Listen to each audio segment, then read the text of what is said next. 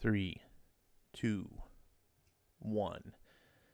What's going on, everyone? You're watching Ash on Comics. My name is Ash, and joining me today for a special episode, first episode actually, after our pilot that we did of the still unnamed indie comic book show. I'm here with my good pal Skip and Tosh. Skip, how you doing tonight? Ash, any night that I get to hang out with you and talk about indie comics, I'm doing great, man. Oh yeah, So tonight's a real good night. that's what I like to hear. Tonight we have a feature book that we're talking about, and what book would that be? Oh my goodness. The one, the only, the hot firepower. Yeah, you enjoying this book?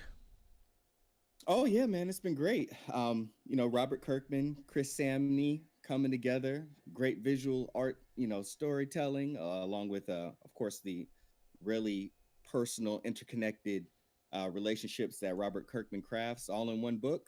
Man, what's not to love? That's what I have to say for sure. Um, I am in love with this book, and I simply can't explain it. I'm so happy that we're getting to do a show and feature this book as one of the primary books because I want to talk about it, and I really need to hear other people to help draw out what it is that's so great because this has been a very big challenge for me as I sit. I'm very analytical in a lot of the things I read, especially the things I love. I find myself pondering, like, what is it that really makes this so special? In this book, it's been a little elusive. I can't nail down, like, oh, it has this really intricate plot, like Oblivion Song, or it's got brain melting ideas the way a lot of Hickman sci-fi books do, or Right. it's just got a super heart and soul the way Zdarsky's his Spider-Man life story did. I can usually, but this book is just, it has some sort of intangible thing, at least for me, and I'm really struggling. I'm hoping that this show, talking with you, talking with the audience and everything, will help me nail down what makes this book just so fun for me. Hopefully you can help me out I with that. think I think we'll get to the bottom of that. Between me, you, and the chat, I think we can get to the bottom of that, no doubt. It's gonna be fun. All right, so why don't we, since this is the first time we're doing this particular book for the show, where it's basically the introduction of the book for the show, and it's been ongoing for a few months now. We kind of need to get everyone up to speed. Hopefully, everyone that's Okay. watching the show has read this book or this series because it's really worth reading. This is why we're doing this. We are saying get this book. But if you haven't, hopefully we can sell you on it. Not that we make any money on it, but we just want people to enjoy good books too. But we need to get you up to speed. So, Skip, why don't you kind of tell us what is this book about and what's happened so far? Absolutely. We start off, of course, with some beautiful imagery. We have a guy climbing a mountain, essentially finds a hidden temple, and within there, we find out that the people there are highly advanced with martial arts, and ultimately, they are trying to rekindle a flame, so to speak, or a previous power that was said to be the height of what they can achieve, and that would be to throw the fireball at that temple. But we find out that the protagonist, whose name is Owen, that is not the only thing he's seeking. He's also seeking answers on his family. So through his training, of course, he meets, the very wise sensei, so to speak, or the sage. Um, Forges relationships, enemies end up becoming close friends, and he even finds some love there. But ultimately, the other faction that goes against the temple, which is the Temple of the Flaming Fists, is what they're called. Ultimately, their shadow, their opponent, shows who is the Scorched Earth clan, and there's an intense battle. The temple is ravaged, but they protect the thing that they're trying to keep hidden, which is supposedly a dragon locked away in a room that no one has really seen, with the exception of, it seems like, the sensei. So as they go through all that, and ultimately they were able to defend the temple, but there are heavy damages, and Owen, after that, leaves. And 15 years later is when we flash and we see him No longer a monk with the bald head, living a normal life. He's got a wife and 2 kids. And as he's living what seems to be a normal suburban life, we find that there is a ninja in the trees looking down on him. From there, we are fully immersed into 15 years later. He and his wife and his kids having like a normal family cookout, and one of the guy that was his adversary, who goes by Ma Guang, actually he runs into him at the supermarket, and he basically tells Owen like, "Hey, you need to meet me late. I got some information from you." Ultimately, the information is a message saying, "Hey, you need to come back to the temple. Um, Master Lun is gone, and the Scorched Earth clan is really full mode trying to come back and attack us now." Through that, Owen, of course, denies it, says, "Hey, I got a family, I got all this stuff going. I'm not interested in that past life anymore." And obviously, there's also some hidden pain from that relationship when he fell in love that they're not talking about. Owen going back to his normal life, try to just shake the whole thing, but of course, the ninjas come and attack his family while he sleep, which leads to one of the coolest scenes in the book. Me and Ash will probably bring that up, even though it's from an older title. But anyway, he defends his home and sends the people back. But ultimately, he finds out that it was Ma Guang who had sent those ninjas into his home, and he tells them again, "Hey, if you come back, there's going to be some serious trouble. Run and tell whoever you need to tell. I'm not coming back."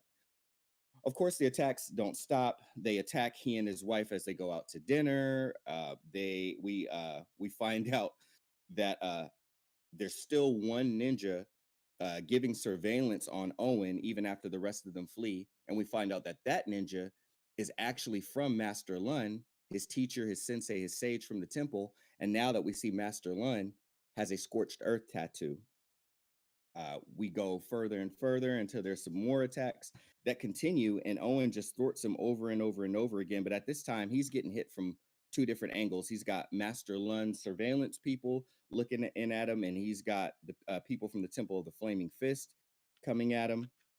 But the very last attack, where they get attacked at dinner, they have to flee. There's also another group that went to their home to attack the kids who were staying home. They thwart that attack as well, and they flee to her Kelly, who is Owen's wife, to their home, or to her partner's house. And at her partner's house, we find out that her partner knows Master Lun, and Master Lun is waiting for them there. And that's ultimately where we leave ourselves. Now it sounds like you took us a little bit into issue 5. Is A that little bit into issue 5, but yeah? we will expand on issue 5. So I had the graphics up, trying to get some graphics up while you were describing the story, so people could kind of get some idea of the visual. So up on the screen, everyone should be seeing issue 5, which is the newest issue that just came out. I believe it was last week. This is the current one. This has got the cover where one of the, I forget this guy's name. I don't even remember if they said his name, but he's got his wife grabbed her by the throat. This is where they're at dinner. And guys, man, well, the thing about this book is it's just so fun. It never crosses over into the hokey. Like some of the art, if you just look at it, like I was just flashing through as you were describing things, and if I hadn't read this book, I might draw some weird conclusions like, this kind of seems like a hokey kind of thing. Chris Samnee's art has a certain style that maybe not everyone's used to. I know I wasn't really used to it at first, but neither is it like so super serious and into itself. This is a book that I really like to think of if anyone's ever seen the movie Big Trouble in Little China. If you've seen the movie maybe back in the 80s, Remo Williams, The Adventures Begins. This sort of just having fun with martial arts, right? I had someone critique when I did one of my review videos on this. Someone critiqued me, and fair enough, saying this martial art, this move wasn't exactly right or that or something, and I'm like thinking to myself, you're kind of missing the point. This is a book about people throwing fireballs. It's not about perfect technique and accurate martial arts. It's about a world where Chinese kung fu exists in the same world as ninjas. And man, the sensei, what was his name again? You said it a bunch of times. Master Lun. I don't know why I always forget his name. The sensei, he reminds me a lot of it was his name Chin Lun from Rima Williams. I believe it is Chun. Mr. Chun. Yeah.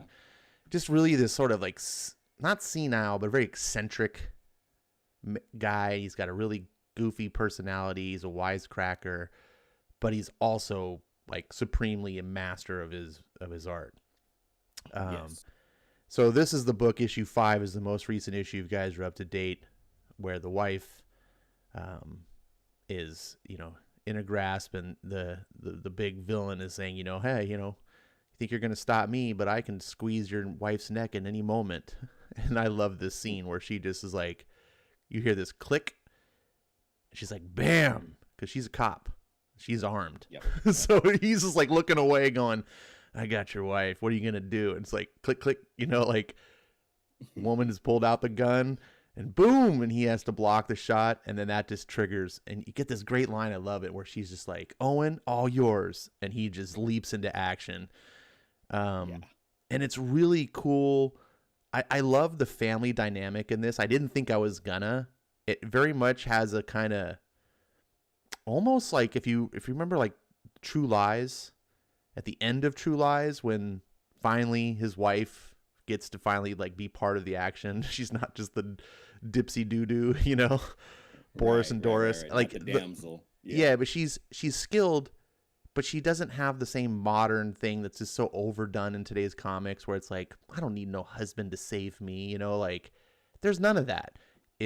We get the clue that she definitely can take care of herself. She's not, she's got some skills that's easily, given her. She gets this glory scene, right, where she pulls the gun, and it's cool. But then also it's like, it's all yours. This is the hero of the story, Owen. And he gets to do some martial arts, and then she saves the kids. He's throwing some fireballs. I thought this was kind of interesting, too, about how this guy could resist the fireballs. I was like, wait, I thought this was like the master power of this clan, but this guy seems... Well, he cut through it. Oh, did he? Was that what... Okay. Yeah. I was just like, oh, that's... It made me kind of go, oh, crap, this guy's pretty uber. They realize they got to save the kids, so they running home, and the kids are, they have a little bit of skills, but they're just kids, so they're scared and hiding, and they're all content to hide until their buddy, who they snuck in when the parents were away, they're gonna have some, he gets caught, and he's like, oh, and then the girl, you can see, she's like, oh, dang it. So she leaps out, she's throwing dishes and trying to save the day, and then the little brother's not going to let big sister get hurt, so he leaps out to try to save her. And in true fashion, which I really liked, they're not super beings. They don't just like whoop butt. They get their butts whipped, but they tried. They at least they were trying to do something, and I like that a lot. I like when I hate that I even have to talk about this. I hate that but I like when characters aren't just super prodigies and badass at everything and never get hurt. Like, this is great, and you feel tension for these kids. Like, oh no, what's gonna happen? You see the boy, the brother, little younger brother's all bloodied, but they bought enough time, and dad shows up. Boom! Fireball comes in, and they're fighting these guys off, and they know it's again, even the main guy Owen, who is a master. He's not invincible, right? And so he realized they got to flee. So they fight, they take off, they get in a car chase. This issue is action packed, and when I'm just sitting here describing it to you guys, I know a lot of times action without context is just like whatever, but this is issue 5 of a series that already had an equivalent of an 8-issue prologue, which was the trade paperback that I urge you got to read if you haven't. So we're essentially on issue 13 at this point, and you know these characters. You care about what's going on. There's a whole story. I mean, Skip kind of, that was an expert job, by the way, Skip. He so concisely summed up the story. And so when you get to this book, issue 5, this action's not just meaningless. Like, it's a big crescendo. If this was an action movie, it would be, and it just keeps going and going, and they get in the car chase, and then there's a fight on top of the car. And I like this really cool scene here on the left hand page where he leaps on top of the car. The wife's driving. The bad guy's leaping, and he throws his fireball at him, knocks him down, and you can just sense the motion of how he falls and the way it's drawn, and how he's just sort of like thump, the thump, the thump, the thump, you know. Yep. The next panel, and you can see this girl, which is, if you read the book, they kind of imply that it's his girlfriend type thing, or his wife, you know, like they're together. So she obviously really cares. She's like, oh no, which allows them to then reverse the car, crash it into him. It's just a really cool, thought out action scene. And there's these bits of humanity and humor that come into the, you know, it's like, okay, cool. We have a breather now. The fight has a break. Now we've got a bloody kid in the back seat. Oh yeah. And then we've got the friend who's just like, what the hell's going on, you know? And there's just so much, like I said, humanity. And then the next panel here, you can see the husband and wife just like, oh crap, what are we gonna do? So they literally just drop him off on the side of the road. Just take off, and he's just like, what? And I love that part. It had this like perfect sense like of levity, but without being goofy. Like, it was just the right amount of like, hey, we'll make a little bit of funny, kind of make you chuckle a little bit, but then keep moving on. Not going to try to go overboard with humor or try to slap jokes or anything. And a lot of the jokes were just really, they weren't told, they were shown. You could see it just like the kid's face, and then Owen and his wife's face. And so we get a little bit of downtime where there's some dialogue, or what they're planning, what they're going to do. And they decide to go to her partner's house because nowhere to hide. And that's where Owen finally has to come clean to his family. And apparently his wife's partner, who's a cop, that he's the kung fu master from some Shaolin-esque temple in the East. He can throw fireballs. And then right at the very end, we see Master Lone. This is the quirky old guy that's his master, and he shows up. And it's got a really cool thing too at the end. His line where he says, there are still a great many things you don't know, Owen Johnson. Yuck, still such a terrible name. Because it's a nice full circle closure from the original trade paperback Prelude when he first meets and Owen introduces himself. The master says, that's a stupid, terrible name. Don't ever say it to me ever again. I don't want to hear that name ever again. So him saying it right now is an echo to that. If you've been reading the whole thing, I like these things. I like these callbacks and echoes. I love this character so much. What we're going to see. And so that's that issue. I've spoken way too much so far. Time to give me your thoughts, Skip. What are you thinking? You echoed a lot of them, especially I really like what led up to them even going to dinner, and again, to what Ash is saying, it's so important to read the Prelude, which I promise is not homework. It really, really is a delight just to read that. It is. I was on another stream with Chase, and he was talking about how Gateway into Comics, for everybody who knows him, and he was talking about how he just jumped into issue number 1, after Ash was recommended. And I said, hey, I know Ash also told you to do the homework, man. Like, you got to read the Prelude. It's so important. But everything that worked up to them even going to dinner was such a human thing. The relationship that he had, that I briefly spoke about when he was at the Temple of the Flaming Fist, practicing. like that something happened there, and his wife knows that their relationship essentially was a rebound. So that comes up, and feelings of insecurity comes up, and he goes Yeah. and talks to his dad, and his dad is like, pretty much like, stop being stupid, take your wife out to dinner, do whatever you got to do to make it right, you idiot. So that's how they ended up at dinner, and that's how the kids ended up alone after, they had already experienced, an attack on the home. So they give very good reasons, but the details and all of the little interactions, that's where Robert Kirkman is such a master of just like weaving together these relationships between people. As Ash kept saying, making it feel human, making it feel like these are people that these are things that either you've gone through or people that are very close to you have gone through. So all of that stuff, just even how they got there was so great to me. Of course, another thing that stood out, it was it was just funny how this is something that I noted, and I'm just gonna view it. You can say I'm oblivious or whatever. That's fine. I'm just gonna view it purely from within the context of the book, and it was joyful to me. It was when the wife, after she had fired the shot, and the uh, the guy had like knocked it away. The scene that Ash was talking about, she tells everybody like, get out of here, and everybody's just looking at her like she's crazy, and then she looks down at her purse, she pulls out her badge, and she's like, I'm a cop, and everybody just runs. Like they leave after that, and she just has this look like, that's what it took to get you guys out of here. I shot people, and I was trying to save your life and save my husband, and that's what it takes. Well, they were, yeah, But they just were all like stunned because, he's that big dude who's like holding her by the neck.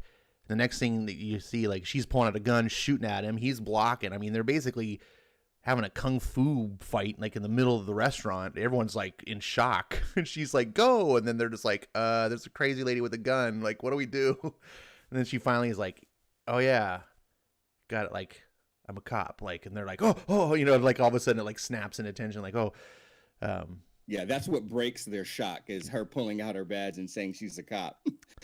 But I like that little part. It's little bits like that, like you talking about. They know, you can't keep, this is an action-packed book, but you can't keep things at 10 all the time, because that will essentially gnaw at someone's sensitivity. yes. You can't keep you have to use dynamics, and Robert Kirkman and Chris Samney are such masters at that they know when to take you up and then bring you down a little bit, bring you down to a 6 real quick, and you're like, oh yeah, and then boom, right after that, next page, next panel, right back into the action, and they take you right back up to an 8. And just the dynamics of it mixed with all the little things that are woven into the details just really really make it so fun. And then one of my favorite things, one of my very very favorite things, when I was first finding out about the book, was the pop culture references that are put in there. Like, I love basketball. I'm a huge basketball fan. I love basketball sneakers. I love my iPod, and all of those things come up. Even as you were showing them, Master Lun, kind of creeping over by the, kind of crouching over by the windowsill. He's got on some Jordan 1s. And inside of the book, like, that's something that he and Owen bond over. And, all of those different little things are just really really cool and precious, and they really take the time to have those things be relevant in the story. Like, it's not just that those shoes were there, like they bonded over those shoes. If you look at the cover of, I think it's issue number 4, double checking, oh, issue number 1, the same shoes, the shoes that Master Lun had on the last time he and Owen were together are the first set of like sneakers you see Owen with, and it's 15 years later. Yeah. Again, just showing like he left an impression on his life, besides just being that quirky, eccentric, sage character. Whether it's the Wizard, Shazam, or whoever. Like, they had a bond past just teaching, punishment, raise your skill. Having disdain for your name. It went deeper than that, and man, it's just, those things kind of, they creep into your heart box when you don't expect them to. Yeah, and going back real quick, I was trying to find the pages and stuff when you were talking about the relationship with his wife, and he's talking to his dad. And so what had happened was, 15 years ago, there was a girl at the temple. There was a girl before his wife, and she was kind of like a first love. So obviously he moved past that, married, had kids, but that's now, that part of his past has come back into his life. and the woman's getting a little jealous, as women tend to do sometimes. And it's definitely drawing a wedge. It's showing here that Owen doesn't really know what to do, and so he has this sit down with this talk with his dad. And normally this is something that I would cringe at. I'm like, I don't want to see this soap opera nonsense. But Kirkman manages it so well. He only puts just a couple of pages to it, just to keep these characters real and believable and someone you care about. Like, he's not trying to spin 20 pages of just nonstop sitting around eating, talking about our feelings. It's like a page with his dad. And then the next page, we see the wife coming home. She just got off from work. Hello, and he went home. Owen's out playing with the kids. And these feel like very real emotions where she's like, oh, what's going on? And then she's like, you can see, and there's no dialogue. There's no narration boxes to tell you. You just see the pictures. Dad's teaching the kids, and she's just like, huh, but instantly the feelings come in the way. You see. And when you read the book as a whole, you have the full context, it becomes even more clear. I just don't want to spend all that time right now with you guys. And then we cut over, see, oh, hey, and Owen, of course, oblivious to the emotions going on through his wife right now, is like, oh, hey, your mom's home. Hey, you guys keep at it. I'll be right back. And we go to the next page, and we can see she's got this scour on her face, and he's like, oh, hey, you ready for a rematch? Kids have been begging for days. I don't think so. And he's like, okay, then, but you're still going to need to get changed. We have reservation tonight at Chez Lionel. That's crazy. We don't need to be wasting that kind of money. And you see a look on her face. And he's just like, kind of feels like we do.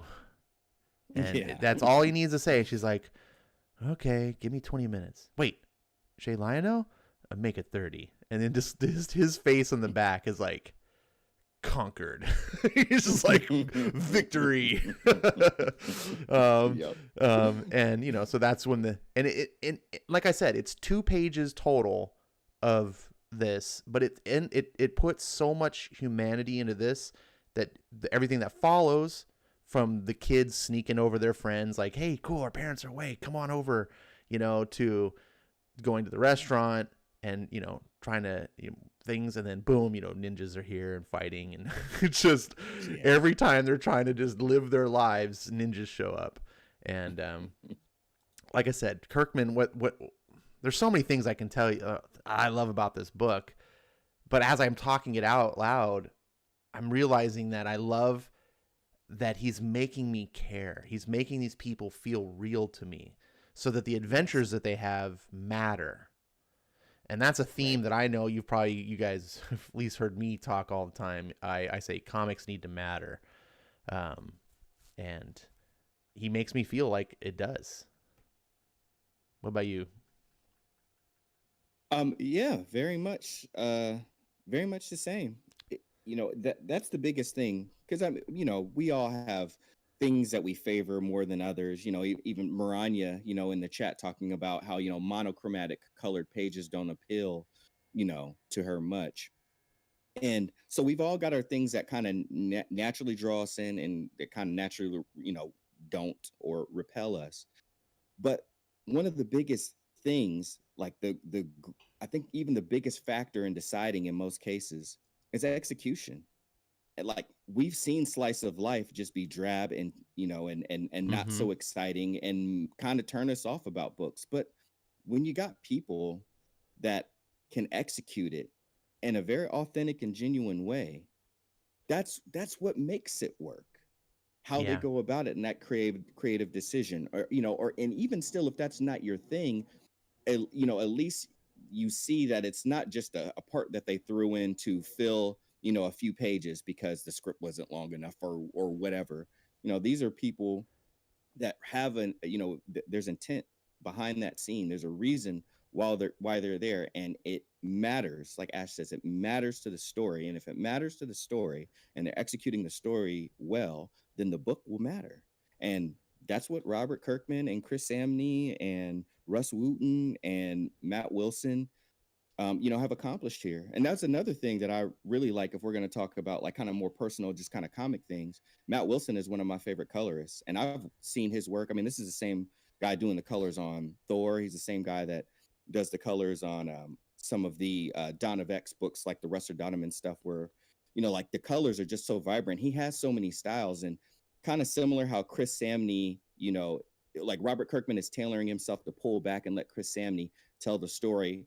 On the flip side, Matt Wilson is pulling himself back and then using colors that accentuate the story and don't just pop out loud and say, "Hey, I'm Eisner Award-winning colorist Matt Wilson." Everybody is playing their part in this teamwork. Even Russ Wooten so well together that you really feel the collaboration. It really, really comes together to highlight the story and not an individual's talent or acclaim. I'm I glad really you appreciate that. mentioned the coloring, because that was the next thing I wanted to go.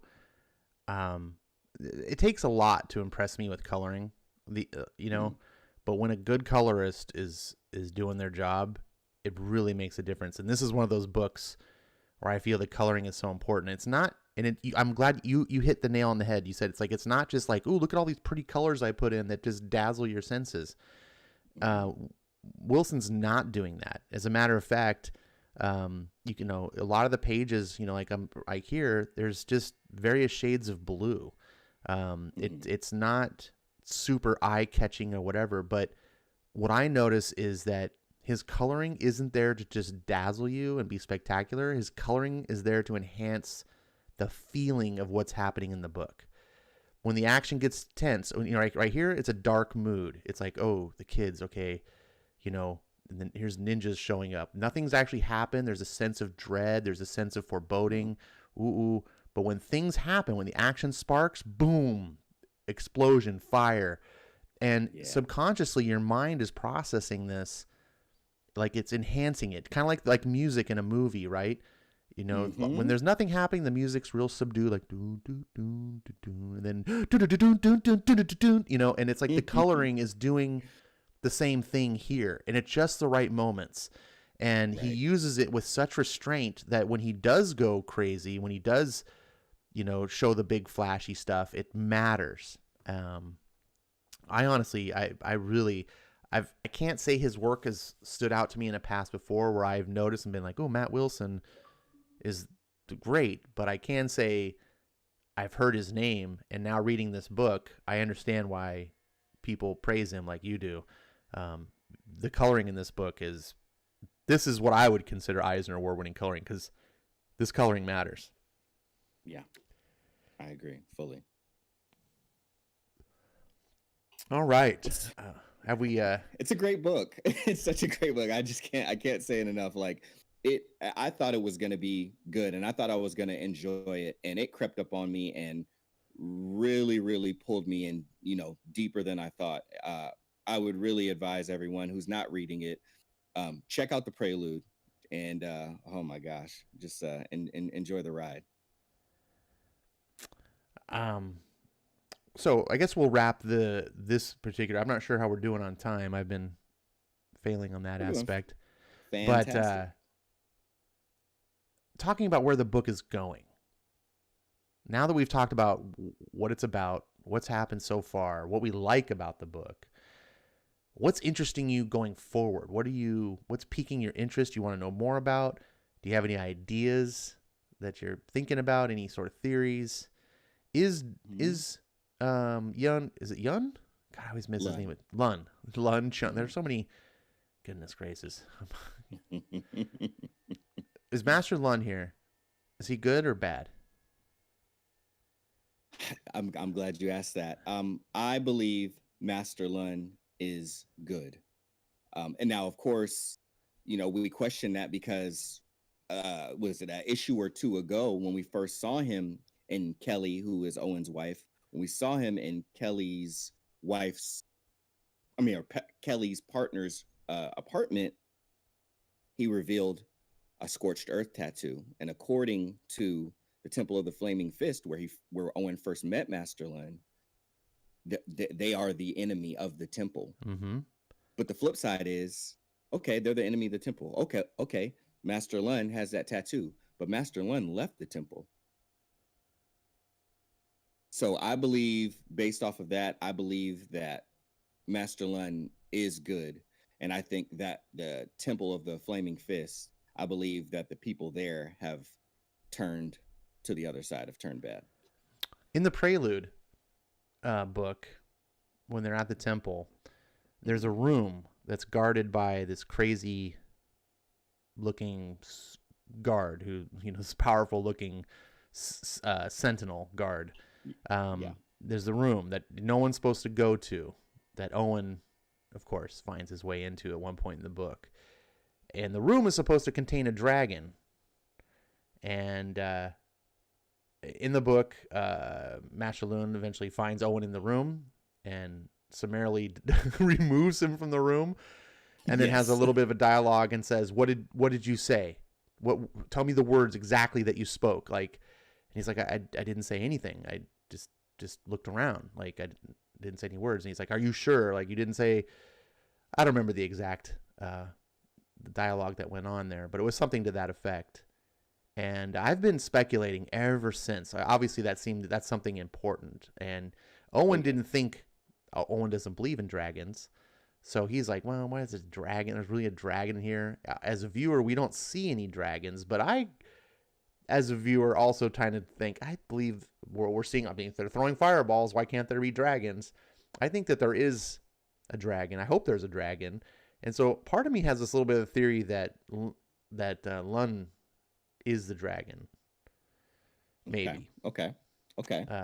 And this like room is somehow tied to like controlling, like going in the room and speaking words allows you.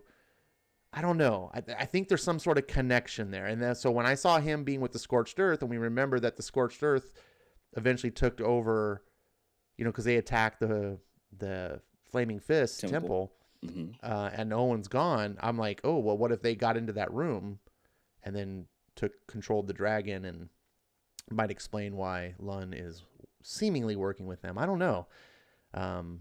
Potentially. And the other thing to remember also is Owen did get information about his parents because he had that picture that he brought. And that's when Master Lun had to tell him that your family was a part of the Scorched Earth clan. And that's why all the other places that you went around, people kept giving you the runaround on information about your family. It's because they've basically been shunned because they've gone over to the other side. So now for Master Lun to be on the side of Owen's family that he never got to meet, and obviously later he was adopted. I think that will play into it that plays into it as well. Another one is, remember the master, I forget his name, I can quickly look it up, but the one that was a stone statue outside, and they were saying it's believed that he's a stone now, but he's just basically wasn't he the first suspended master animation. He was the first one, and I believe he was the one that originally discovered the firepower, and it was said that he turned to stone, but he will return, he'll come out of the stone if the temple ever gets to the point where it needs like it can't defend itself. He'll return. Yeah, and there was another thing Owen didn't believe. Yeah, there were some cool mysticism things that were introduced in that book that they never really answered, but really set up to be like, well, wait a second, what about this? Because Lun is such a crazy, eccentric old man. When he tells these stories, you can never be 100% sure, is he just pulling his leg? Like, is he pulling Owen's leg? Or is he really telling the truth about something? And that's really kind of makes it interesting, because you're like, wait, are you just, is this, or is it, oh, come on, And part of the reason why you believe is because one of the stories he tells Owen is about throwing fire. And that's, Owen catches him outside one day practicing these moves, and Owen's like, what are you doing? And he explains how he's trying to figure out how to throw a fireball. And, Owen's just like, throw a fireball? Are you crazy? And it just seems like one of those weird things. But by the end of the book, Owen has learned the technique. And he's the only one that he can do it. And so you know that that's a real thing. It's not just a myth. And so if that's not a myth, what else isn't a myth? Right, because Owen didn't believe in the fireball throwing either when he found about it. But he did see that people could heat air, as the person like walked up to him with his like his noodles that were just in water and kind of heated it up so he can have like fresh rice, or excuse me, I said noodles, fresh rice. But he saw outside, like right next to that little master, that there was stone had been like melted, and it looked like someone had thrown a fireball and just didn't take out the whole pillar. It just melted a part of the pillar. So when he told Master Lun he was a fast learner, so he didn't believe any of it until he actually out of nowhere like threw a fireball, and he was the only one. And that's the biggest reason why so many people are after him. But him throwing the fireball, I think, opened up his mind to the possibilities. I still think he believes that the dragon and all that other stuff is far fetched, but his mind has now been opened to possibilities outside of the norm, quote unquote. So, do you have any theories on the dragon? Is it real? I believe the dragon is real. I believe the dragon was actually stolen or confiscated from the Scorched Earth clan. Scorched Oh, Earth, dragon, dragons breathe fire. yeah. I like this And thought. thanks. And I believe that's why they continue to come after him. And I believe like I think it's going to be one of those stories where neither side is right, quote unquote, but we find out why they're going back and forth to each other, and the reason why there's such a relentless attack on the Flaming Fist is because I think they confiscated the dragon, and they were trying to find out from the dragon how they can. I bet Scorched Earth was the first ones to use the firepower, and the Flaming Fist wanted to know how to do it too. So when they confiscate the dragon, they've been trying to keep it to pull that information out, but the dragon ain't having it and ain't been helping them one bit. Well, one of the things that you find in this book or this series so far is that the Flaming Fist aren't maybe quite the good guys you thought they were. It's not quite so black and white. When you read that prelude story and everything, and you find out that, you know, there's the two clans, the Scorched Earth and the Flaming Fist, and it, you know, it breaks it down into very kind of black and white, like, hey, we're the good guys, we're fighting for this, and the Scorched Earth, they're the bad guys, and they're coming and they're trying to take this power away and use it for bad things. And it's very much a fairy tale type perspective, right? Very Star Wars, right. You know, very much like old Western, bad guys wear black hats, you know, and it's cool. It works very well for the story. But then as you get into the main series of books that fast forwards 15 years later, Owen's now married. He's trying to just move on with his life, and his past comes back to haunt him, so to speak. You're finding out that, you know, some of the people that are trying to get him are the Flaming Fists. These are people who are supposed to be his friends, you know? Right. And you're like, wait a second, I thought you're part of the good guys. And, you know, even his master. So it's making me wonder, is Robert Kirkman setting us up for a flip-flop? Are we gonna learn that the whole time it was really the Scorched Earth were the good guys, and the Flaming Fists might not be the good? Because part of the key that we didn't really talk about is Owen's parents were Scorched Earth. Right. Yeah. So there's a lot of mythos. Go ahead. A lot of mythos in it, and I you know, and obviously that's set up by design. I don't think it's going to be the Scorched Earth are actually the good guys and the Flaming Fists are the bad guys. I think it's going to be more of a thing in the middle where the Scorched Earth aren't as bad as you thought they were, and the Flaming Fist aren't as good as the narrator told you they were. Maybe they're both the bad guys. Right. Exactly. And maybe only Owen is good because he's able to walk away and not get caught up in this whole eternal, you know, take that, give us our power, you give us, you know, and he's just like, that's a stupid thing to fight over. What are you guys doing? Exactly. I don't know. And especially with him being the only person currently that we know of that is able to tap into the firepower, I think he'll be in a position to kind of, you know, be able to dictate that between the two tribes. Now, another thing that we didn't talk about, and I'll make it quick, is his previous flame, his old girlfriend from the temple. It's said that she's dead. I'm not 100% convinced. Yeah, I mean, obviously they brought back the body. They brought back Lun. So right. You know, here's the cover of the Prelude volume, which this really should have just been called Issue 1. Issue 1 should be called Issue 2. And this should have just been a 160-page Issue 1. I wish Kirkman would have done that, because a lot of people are unfortunately doing what Chase did. They're just picking up the first issue, which I don't blame you. It's issue 1.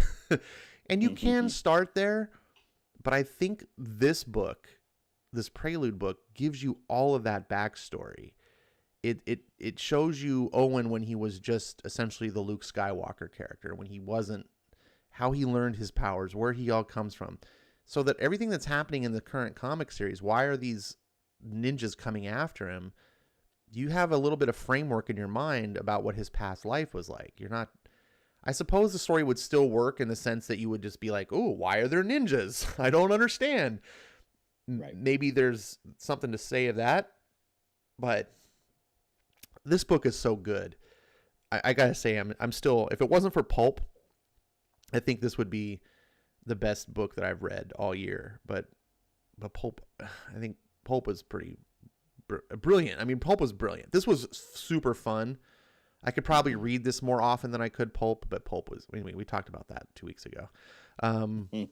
Yeah. So anyways, the girl is the top right corner of this image. That's the fling, the hot fling, the summer flame. If I can keep doing puns. I'm enamored with this book. I don't want every book to be this way.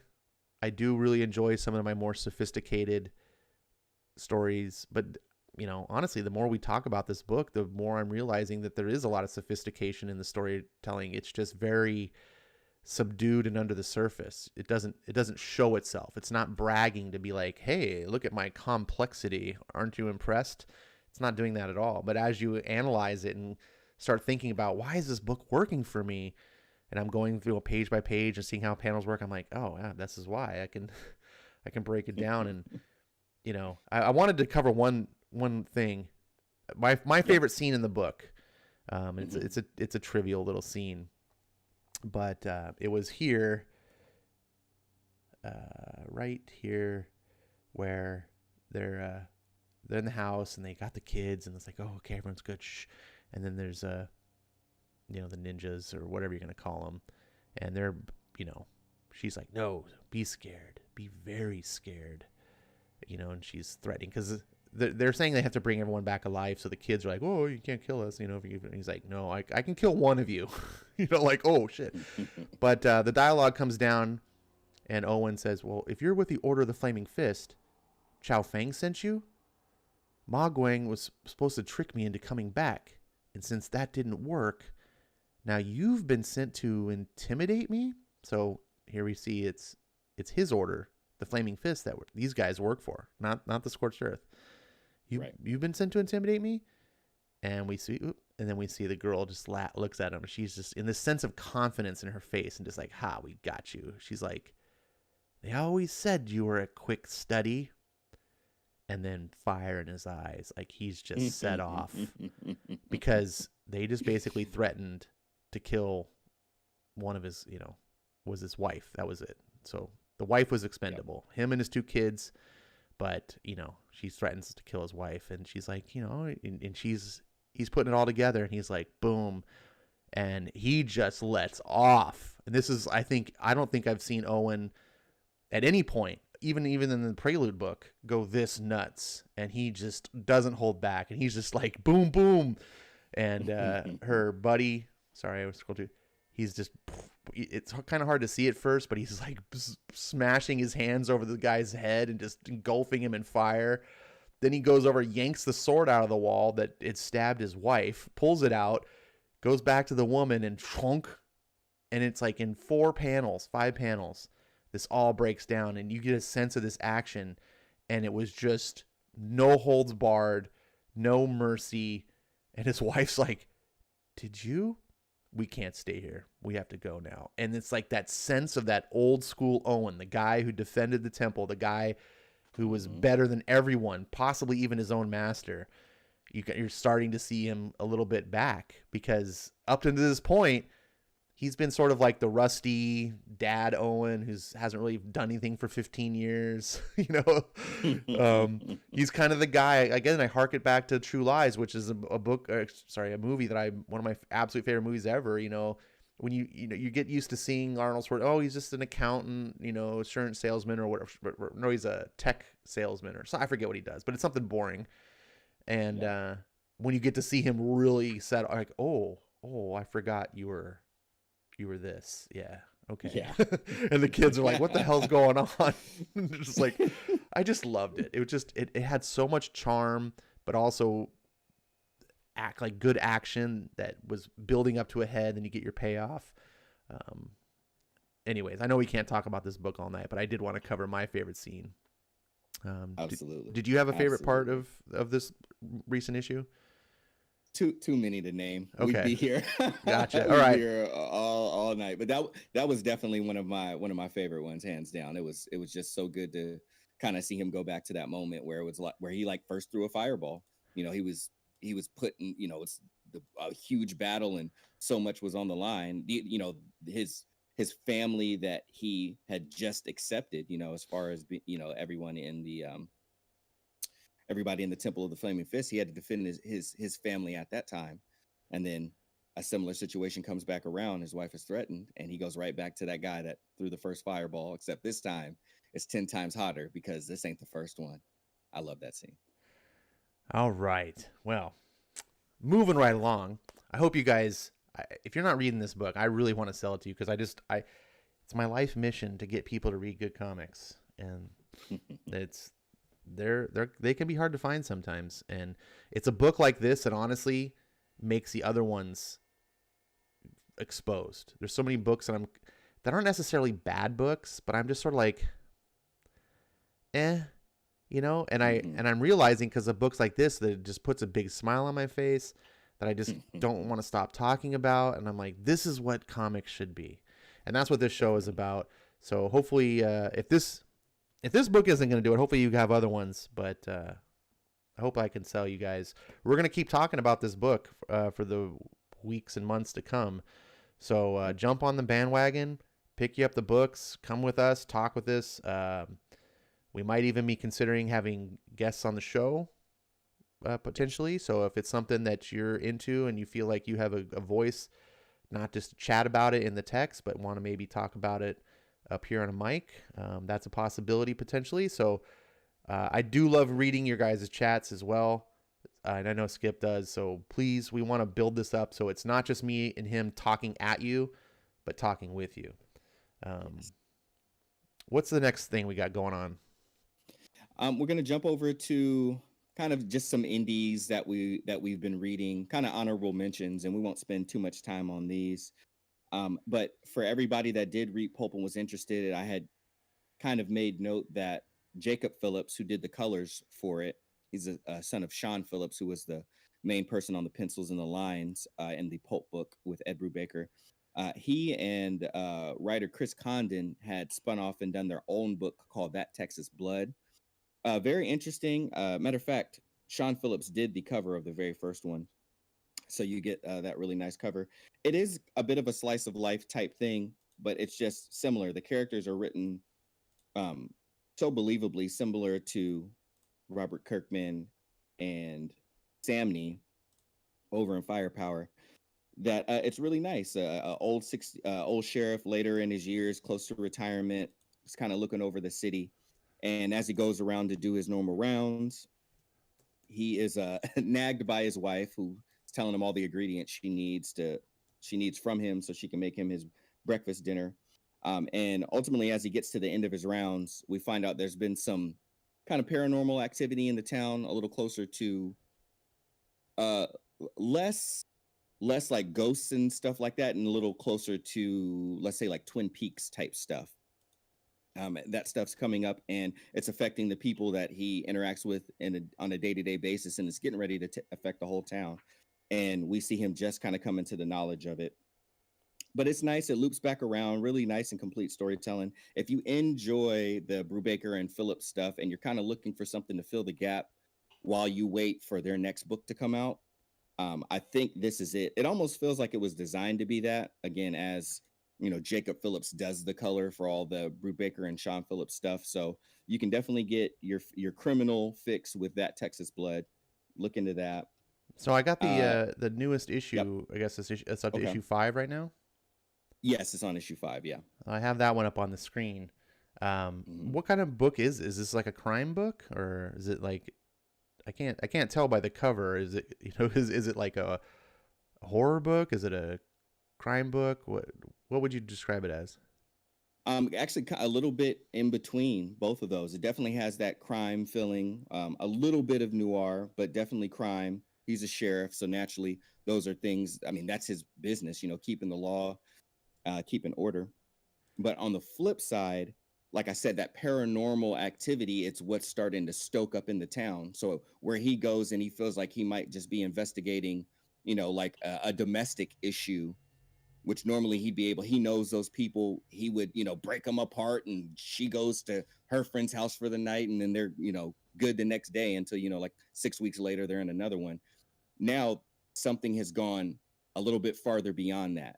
And I'm trying not to give it all away just in case people are interested, but something goes beyond that and it's starting to spill over into the rest of it on up until as you get later, like once you get around kind of where we're at now, issue number 5, it's just kind of gone farther and it's starting to materialize in people, not just via crime and stuff, but also like via sickness and different things, different like those kind of different manifestations. So now it's not just him who's in the know. The rest of the people in the town are starting to talk. They're starting to gossip. Hey, did you hear what's going on with so and so? Anybody who's ever lived in a small town, I've lived in quite a few.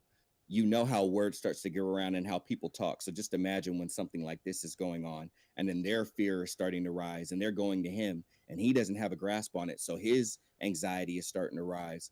All of that is starting to slowly kind of build up. And I was really surprised how well Jacob Phillips did with the sequential art and storytelling. And Chris Condon, I'm not familiar with, but I'm enjoying his dialogue. It feels really natural. It flows. It goes along really well. And they do hit you with those stark images that you get out of some of the criminal books too, where it seems like you're going along for a nice story, and then bam, oh, there goes that striking image, and that moment that really kind of hits you in the gut. It's a good storytelling. All right. Would you say that or would it be too revealing? Does it have supernatural elements, or is it grounded in reality? It kind of pulls you in both directions, and it's very apparent that it does have, like I said, kind of some of those paranormal kind of supernatural activity, while on the flip side you kind of have that side of the town that knows something weird is going on, but there's people that's like, what are you talking about? Like demons? What do you mean? Like, stop talking that nonsense. Both of those kind of pull on each other. I almost kind of think it's almost a little bit of the effect that Jeff Lemire had when he did that Moon Knight run, where you couldn't tell if Mark Spector was actually crazy, or if he was or if Khonshu and all that stuff was real. It kind of puts you right on the line, and in that front. So, and that's partly what I enjoyed about it so much. I see. All right. Well, it looks like the first trade is out, or no, it's coming out. You can pre-order it for January 13th. Do we know how long the series is going on? Is it a mini series? Is it an ongoing series? Do we I know? actually don't have that. I don't have that information. All I'm right. not sure. Yeah, sometimes they're not real forthcoming on that, but at least we know we're getting a full 6 issues. It's up to issue 5 right now. You can get them on Comixology or your nearest comic book shop. You would say this is definitely a book for Brubaker, like criminal lovers. What other types of books would does this kind of similar for people who like those? Definitely the Brubaker type thing. I mean, it is a bit of a pulpy book with a little less action in it so far.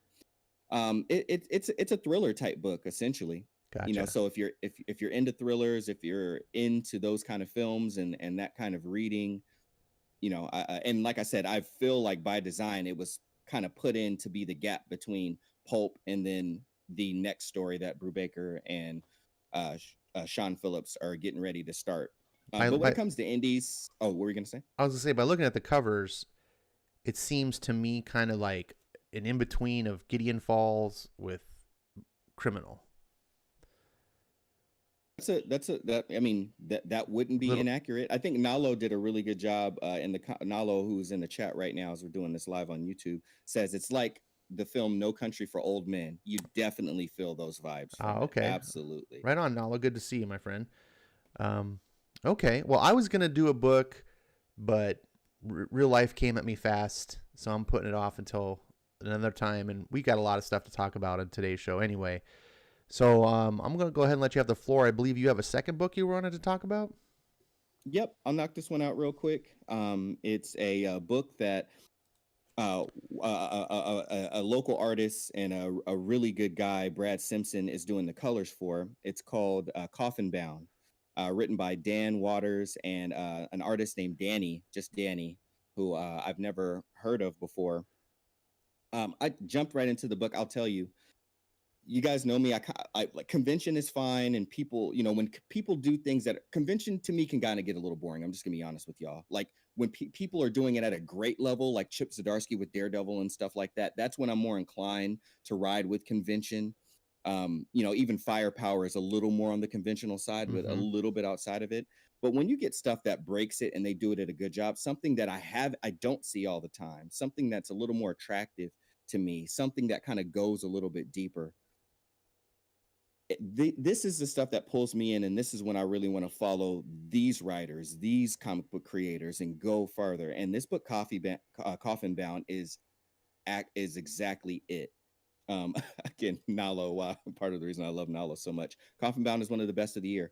I'm telling you, you get into this book, and it is different. For people that are used to kind of conventional, traditional art and everything, you might have to, tell your taste buds, hey, we're going to taste something a little different because this is a little different. But the prose in it, the concepts, essentially, we follow a young lady who is basically marked for death, and she's got some really grimy characters kind of following her after her, and some really eccentric, weird characters that kind of accompany her around the journey. But essentially, she's been marked.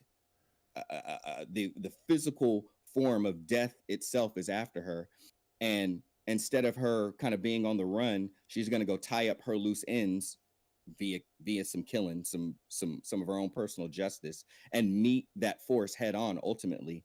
But it's all the prose, it's the way that the characters interact. It almost reminds me of like that the 90s Romeo and Juliet with Leo DiCaprio, almost like Oh yeah, on the Baz Luhrmann one. the Baz Luhrmann edition. Yes, Yeah. it reminds me of that, but like almost on mescaline.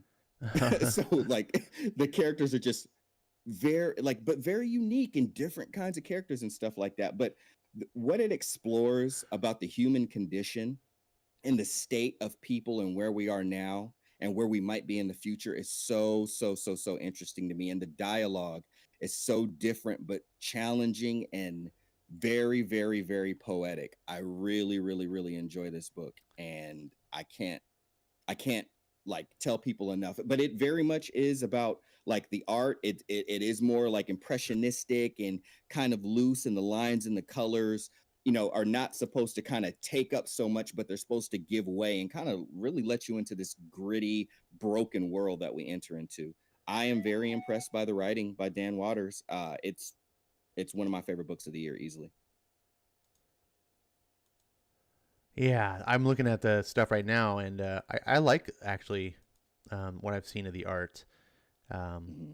I wouldn't necessarily want this in your basic mainstream superhero book, but I would Right. definitely, I think it fits um, what you've described. I definitely think there's a room for, um, I guess I don't know if I would what I would call it, but non-traditional art. Um, Mm-hmm. and I am not like you. That's one thing we kind of difference. I am very much more of a traditionalist. I very much like the way that, I don't really like, how did you describe it? Like, Kind of impressionistic no, not just almost. the art, but like the types of books. You made a really good statement Oh, I about like more unconventional books, unconventional. There books we that kind go. of break the bounds of convention and kind of venture out and push the art form into what it might look like in the future, what it might feel like going forward. Yeah. So that's what that was the term I was looking for, the unconventional. You and I are different in that way. I'm very much a Mm-hmm. conventionalist. I like my conventions. But the parts where our Venn diagram intersects is that I'm very much, and I think that's probably what makes me such a snob, is because while I am for convention, it's got to be good. And you're like that too. You're like, I'm not really for convention unless it's good. I'm kind of the same way, but I'm just more like I'm for it, but it also has to be good. Unconventional, there's some times where it'll grab me, but it's not predictable, because by its definition being unconventional, sometimes it's going to be like, wow, I've never saw this coming. You know, like I had no idea I would ever like this because I've never seen anything like this. So I couldn't tell you, but now that I have, I can tell you this is really cool. But then there's other times where I'm like, what the heck am I reading? I don't even what the, you know, and some people really love, like, I've never seen this before. And that's a big draw. I talk to a lot of people that just want something they've never seen before, something done in a whole new way. And so I think that's good for both of us, maybe have that perspective, because I'm not like that. I'm the kind of guy who's like, I love that Avatar was essentially it was like it preyed on convention. It's like, I'm gonna take this from here, from here, you know, like, but the execution is why I liked it well. But this looks really cool to me. Both of these books I would be very interested in checking out, and I very may well at some point. Interesting note for people in the audience, the first issue of this you can get completely free on Comixology right now. No membership. You can just go and download it, read the first issue. So that's another way to, if Skip at all has interested you, even just curiosity, check it out. I like the art in this a lot. Yeah, it's different, and it lends to the story very much. They pair together very well with the writing. Yeah. All right, my friend. Do you have anything else in this section, or are we going to be moving on to dessert? You know what? I left some room for dessert. Why don't we go ahead and get to it? All right. So one of the things we're doing in this show, besides the main feature of the show every 2 weeks, is, whatever books Skip and I are really both reading and we're loving, which is currently Decorum and Firepower. And hopefully that list is going to expand as both of our reading, overlaps. We're going to talk about books where our readings don't overlap. For example, Coffin Bound tonight, and that Texas Blood. I'm currently not reading them, so it's not, we can't really talk together about them, but they are worth mentioning. But aside from doing that, we also wanted this, one of the things that's great about indies, that mainstream comics can deliver in a limited capacity. You go and can read back issues. I mean, everyone likes reading back issues of mainstream comics, but part of the draw, at least for me on mainstream comics, is what's going on right now. What's happening in the Marvel universe right now? What it matters. Same thing, DC universe. But a lot of these mainstream comics, indie comics, rather, they're in their own world. They're telling a story as a beginning and a middle, and it's an end, and it's wrapped, and it's done. And in that sense, it's like picking up a novel, right? Yeah. If a novel was written 10 years ago, it's not like, it's not happening now. It's not what it's about. You just want the story. And indies are a little bit more focused on that. They're not focused on, hey, are you following, this world right now?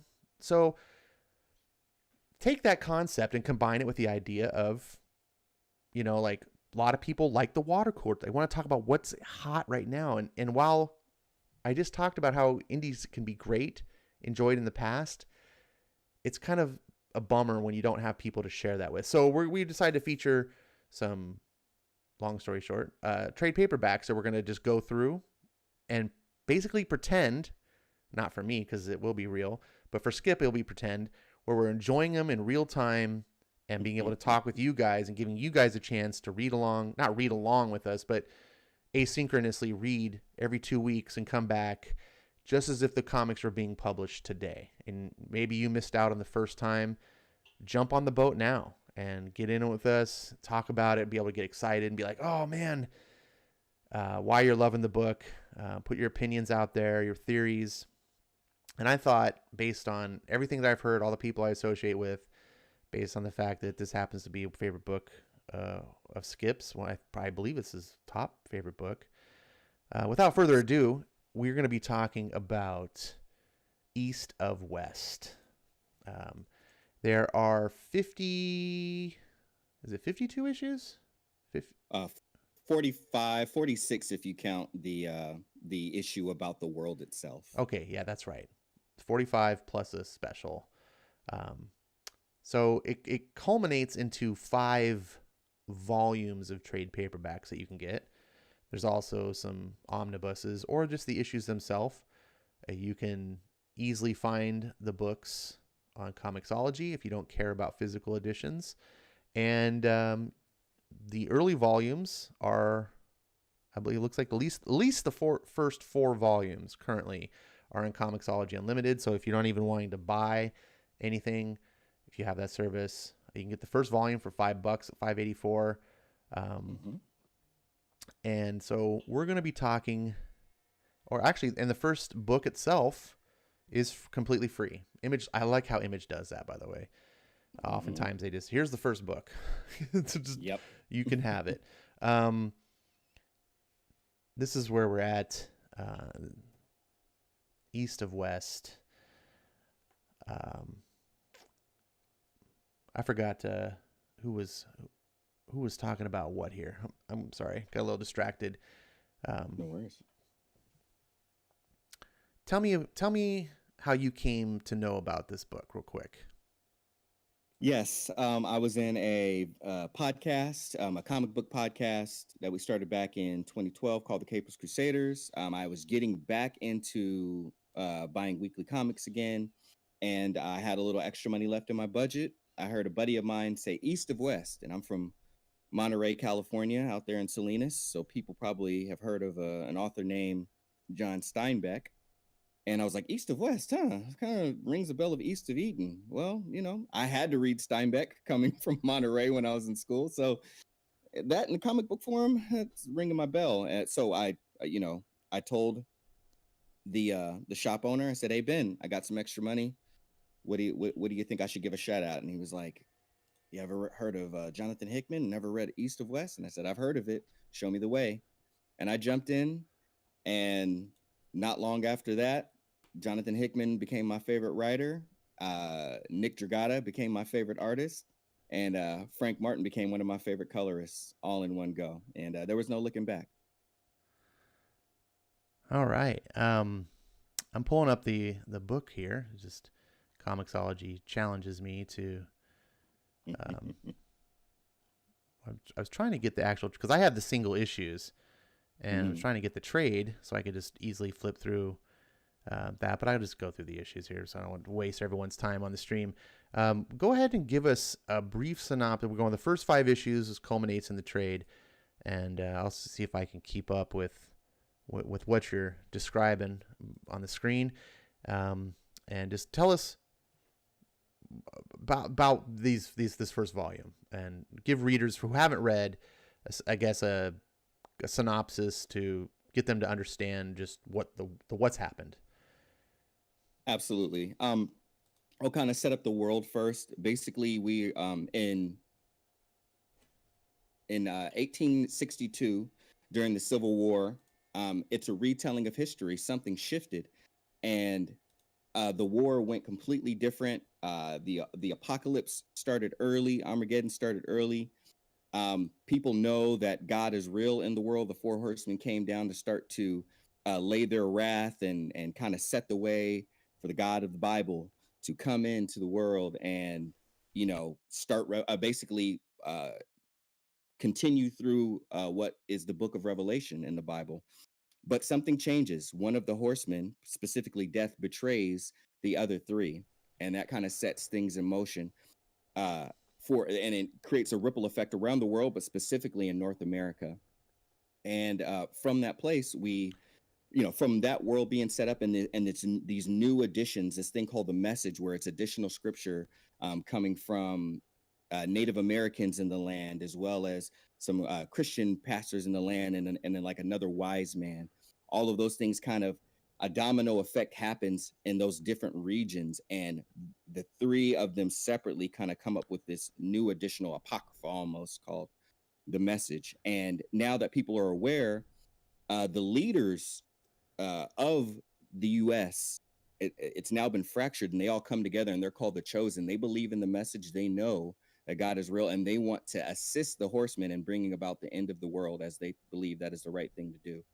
And standing in their way is death itself, who has betrayed the four horsemen. And it's all for the perfect reason, for love.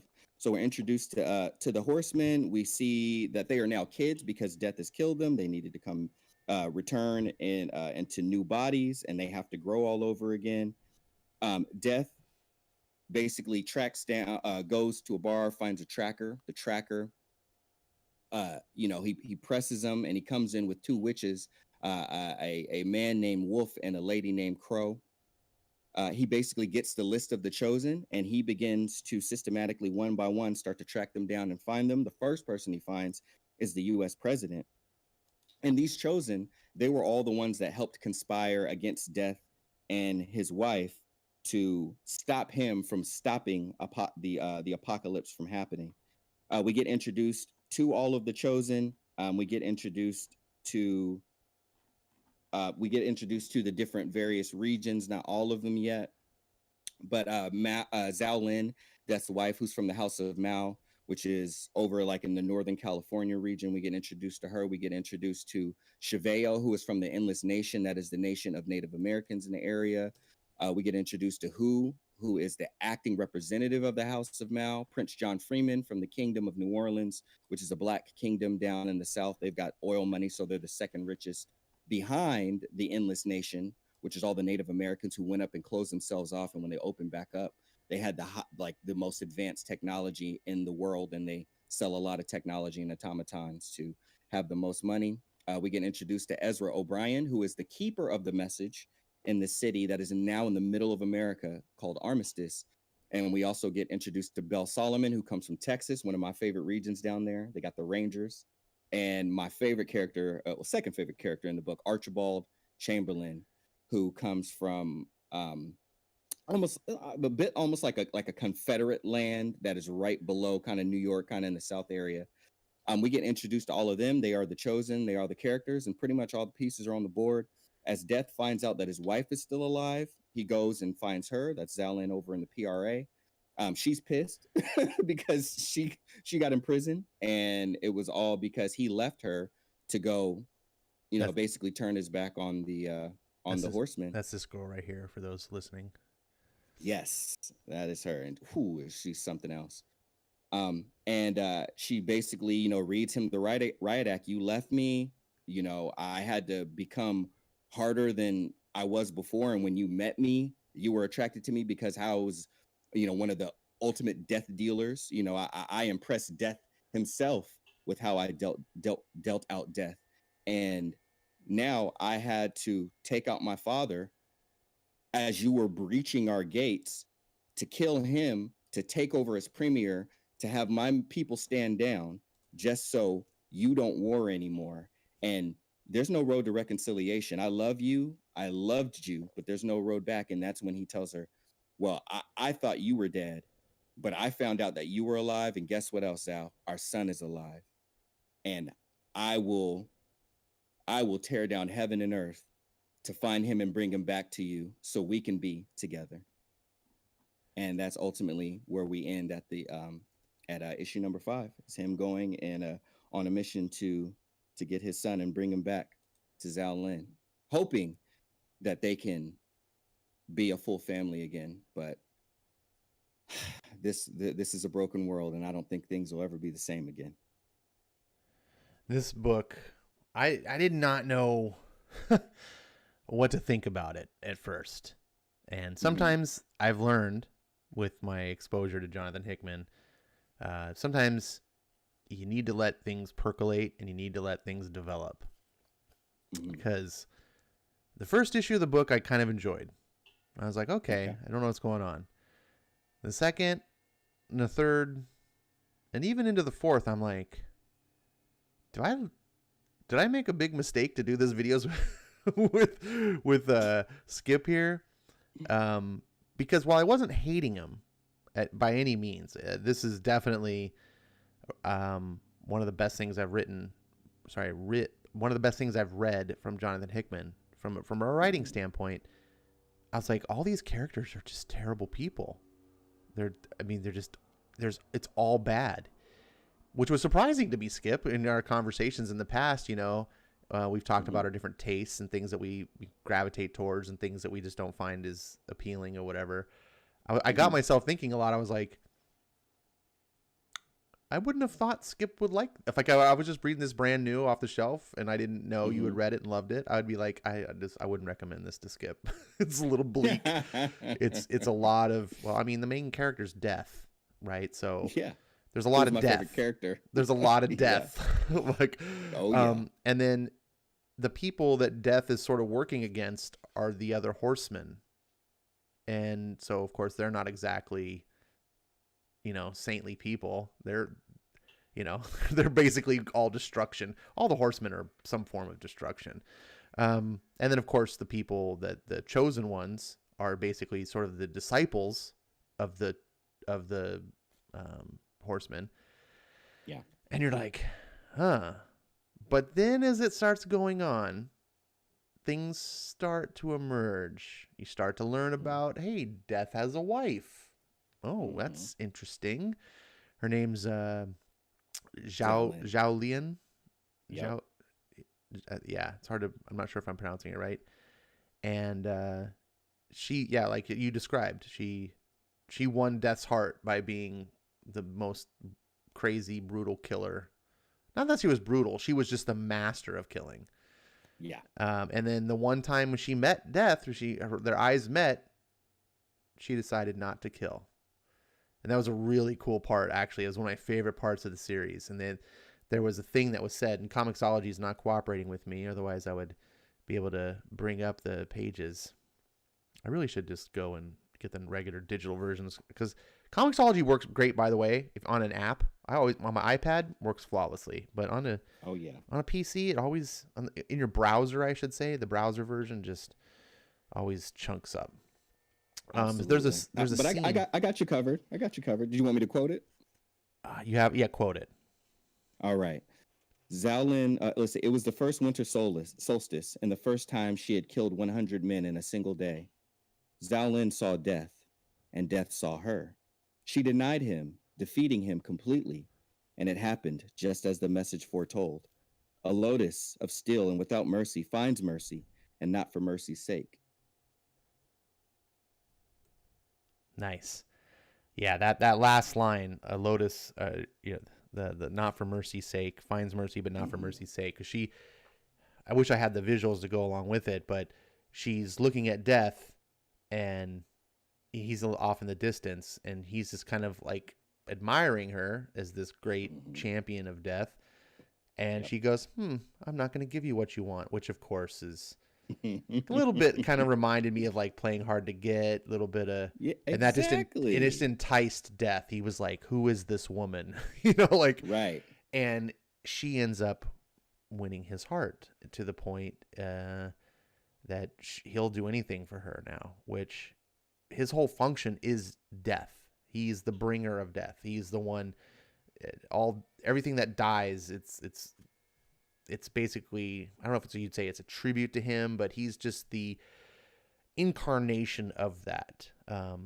And the book kind of alludes to the idea that love has conquered death. Yes. And Zhaolin, being that, I was like, oh, this is very interesting. And now as you read through the story, you find out she's like a prisoner. She's part of the Mao clan, Mao Zedong. And this is all very much an alternate future, which, by the way, for me, is one of the things I was finding appealing. I struggle oftentimes to read stories that are biblically influenced. I just don't like that. My personal beliefs, and this is just my personal beliefs, is like just leave God out of your fiction. It's like, write fiction, you can write it whatever you want. Just don't put God in it. I don't. But what I like what they do here is that this is biblically kind of influenced, but in a way that it's like Elseworlds God. Like, it's not even like, I don't really feel like it. I feel like this is just some made up sort of copy, like I don't feel like everything is so different from the idea. The horsemen aren't even the same. There's no pestilence. Like there's Conquer, but I don't, who's Conquer? Like, that's not one of the four horsemen. So there's the similarities, but also the vast difference. Like, for example, they don't have the word of God. It's not the word, it's the message. So I feel like very much this is a analogy or a metaphor to a biblical story rather than being a true attempt at a biblical story. I also like that it has one of the visceral appeals to me is the imaginative world that they made. Since the world shattered in this story, the idea is that the world shattered because men did something to alter God's plan type of thing. And that's why there's this new word, like the message, and then the apocalypse has got to come. One of the main characters talks about, in fact, it happens to be right here on the page. He says, "No, it's not a game. This is the world. It's not the one we were supposed to have, but it's the one we made. We did this. We did it with open eyes and willing hands. We broke it, and there's no putting it back together. But I'm damned already. Yep. So at least I'm gonna try." And that's what, minus the last one, but I'm damned already, so at least I'm gonna try. That quote is on the cover of every single issue, from issue number 1 on to the end. Yeah, and this is that character Archibald that you had mentioned was one of your favorites, and he's second favorite. Mm-hmm. Yeah, he seems to be, I don't know exactly where he's going right now, but at the point in the book where we're at, the first volume, he seems to be sort of playing the Chosen and the Horsemen to some level. Playing everybody. Yeah, mm-hmm. And then he meets Death, and then he kind of plays Death, and the Chosen like kind of confront him the Horsemen confront him at one point, and they're like, are you lying to us? Like, did you meet Death? Have you seen him? And he's like, if I saw him, do you think I'd really be here right now?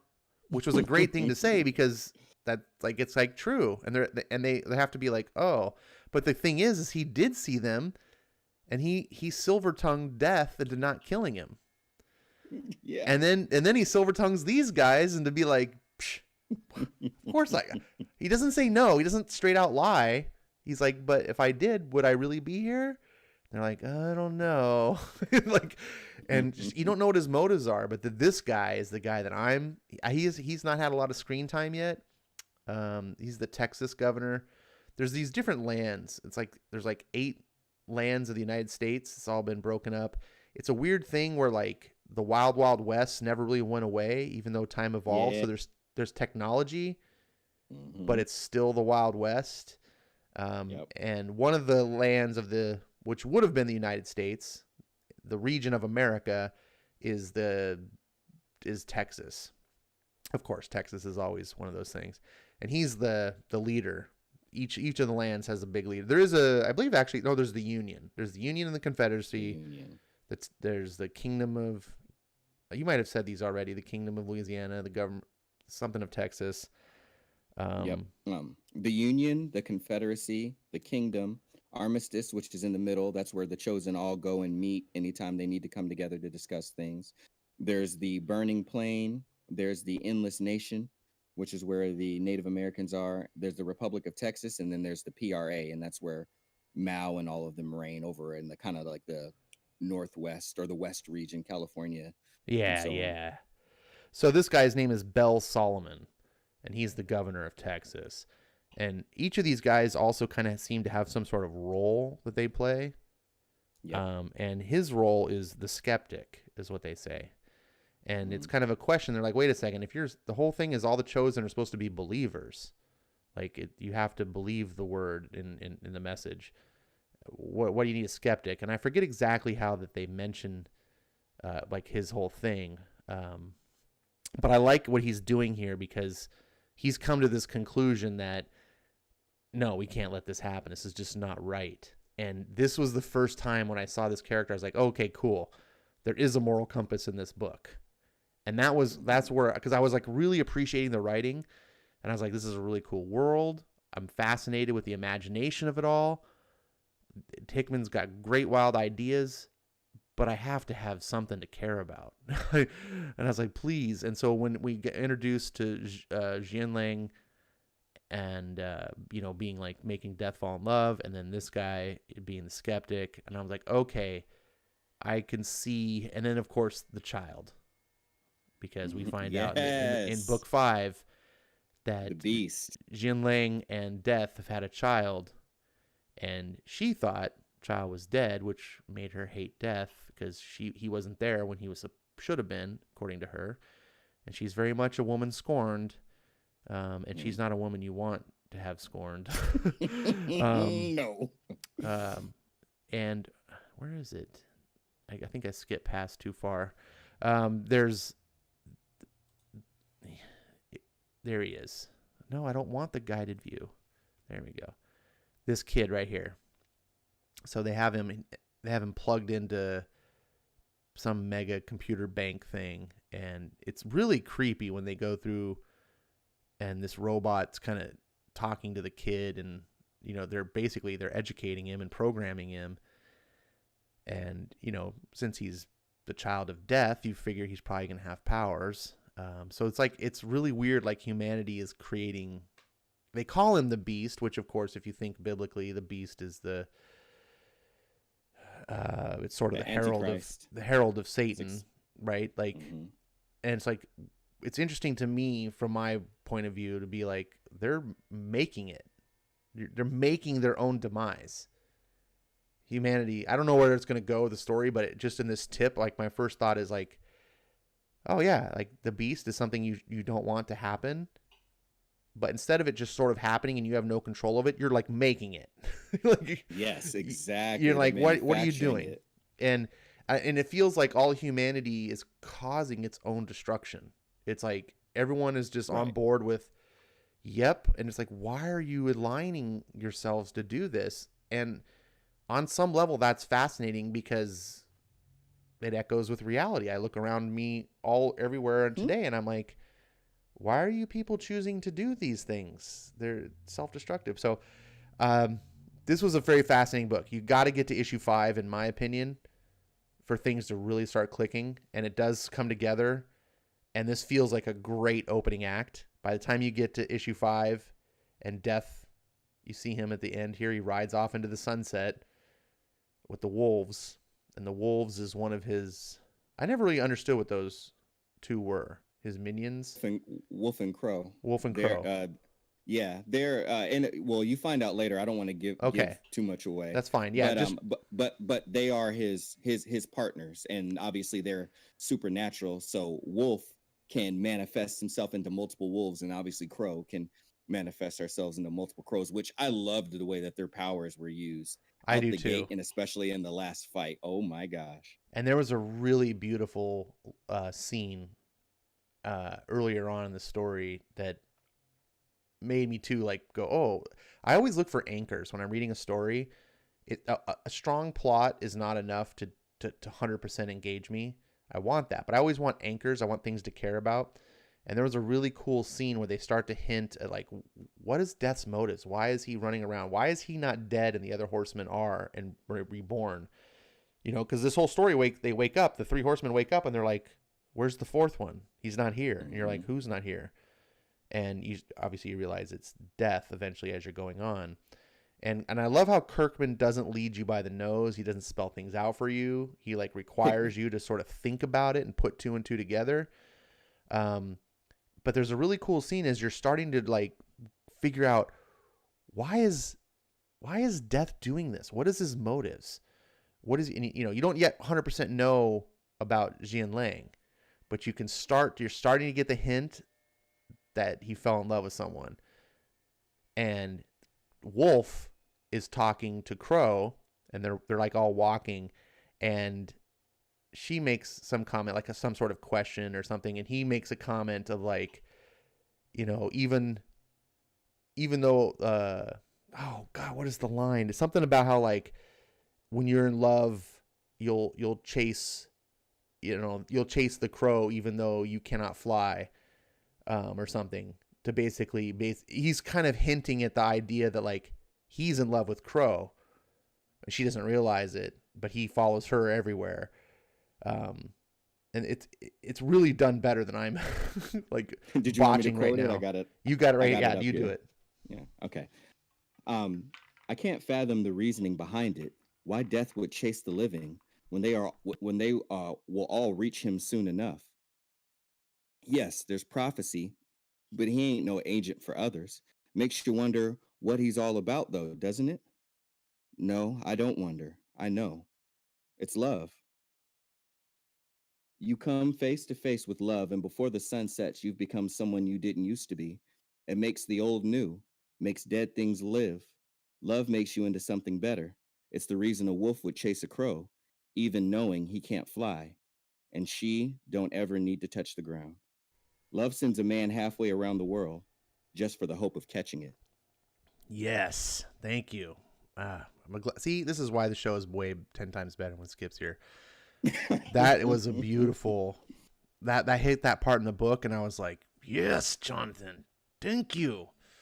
Because believe it or not, I will be really hard on Jonathan Hickman. Sometimes you may have heard me be sour on some of his Marvel stuff, but I am that way because I know he can do so good. And when I read this and I hear some of these pieces, I'm like, thank you. That was a brilliant spot. It was a beautiful spot, and it's so much more impactful when you have all the context of everything you've read up to that point, not just, you know, quoting it here as we are. I'm glad that we're on this journey. This is very exciting. This book was up to be what I was talking about, like where we're going to get to unfold it over a period of 10 episodes. And I can't wait to like piece by piece.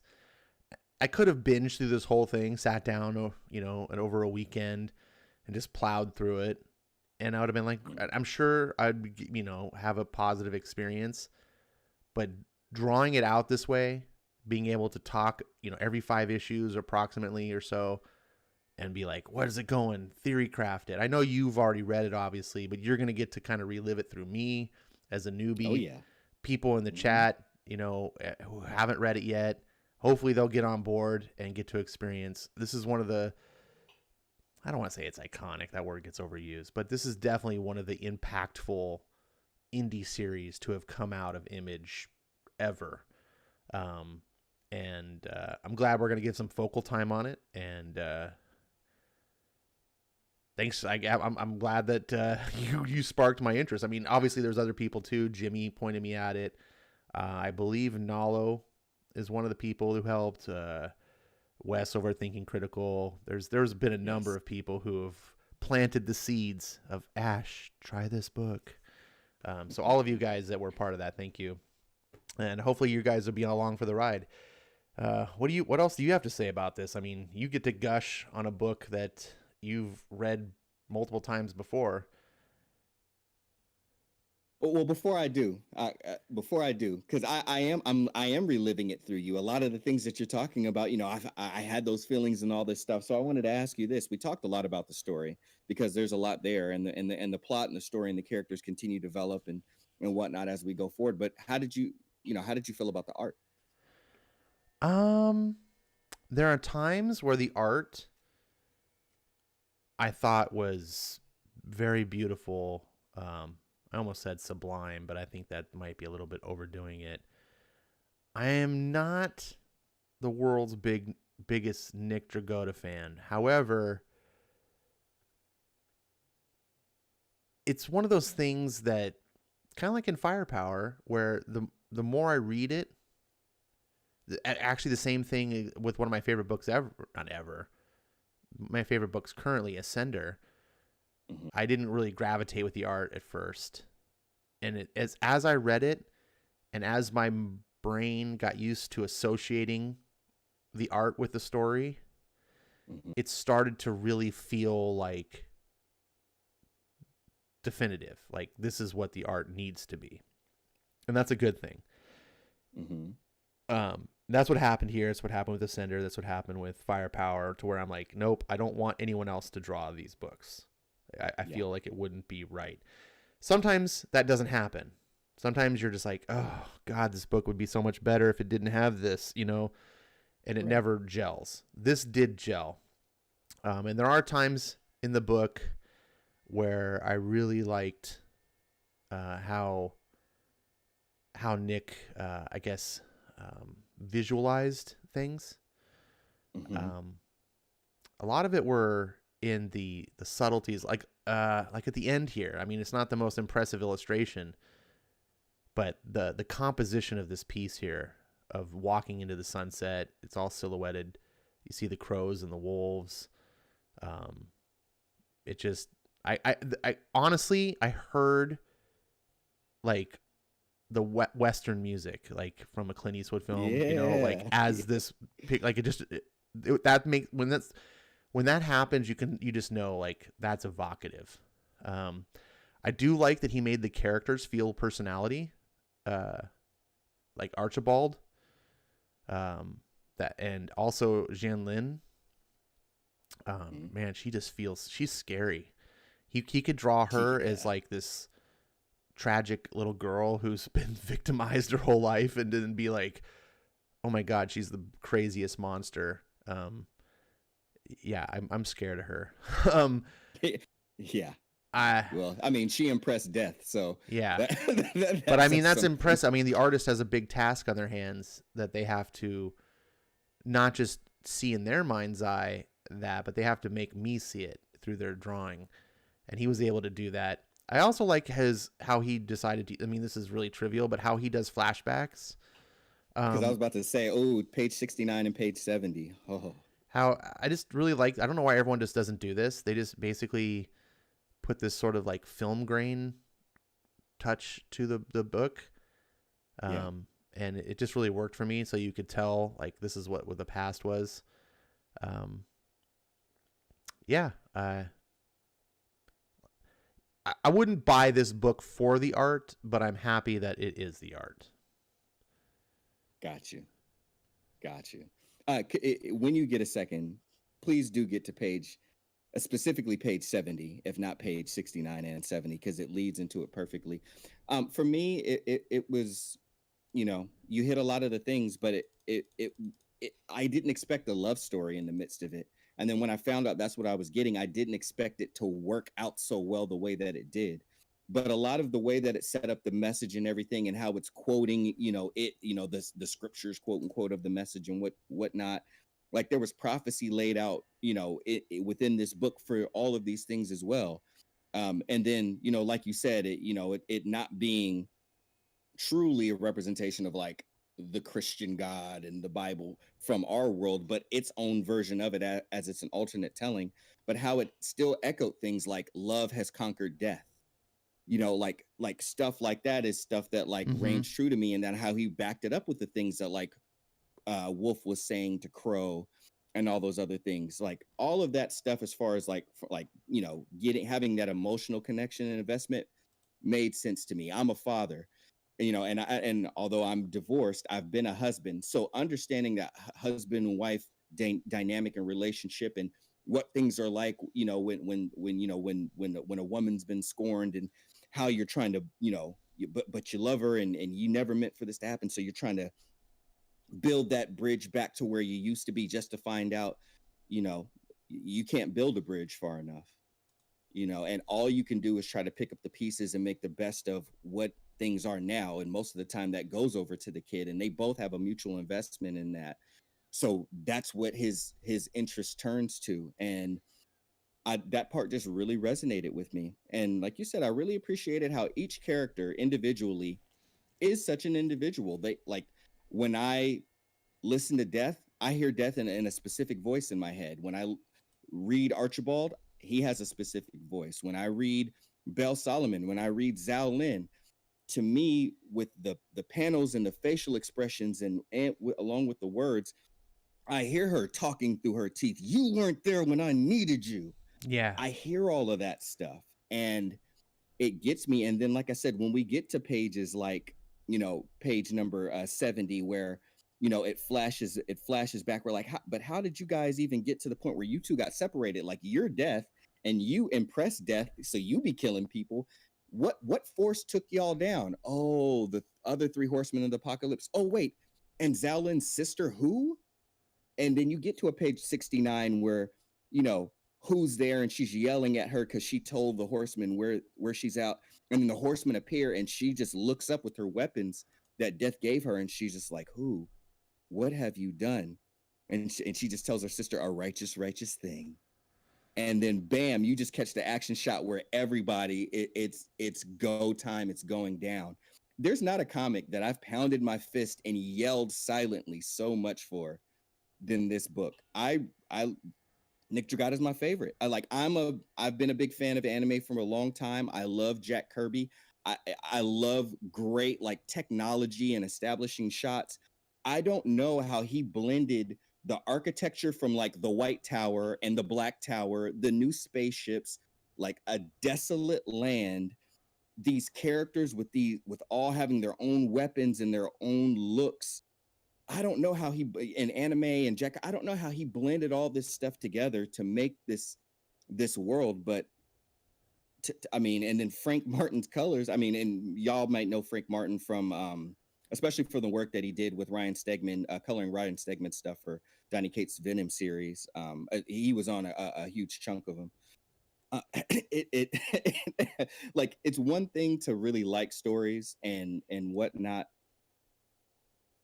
but there is a reaction within my body, within my heart, within my mind, that when I read this, I cannot deny. I cannot act like I do not have the feelings that I feel when I read these pages, this dialogue, this action with Death charging towards a whole thing, like caring nothing about it, because he is what those men are getting ready to face, their fate. He is Death. All of that stuff just charges me up in a way, and it just gives me a visceral reaction.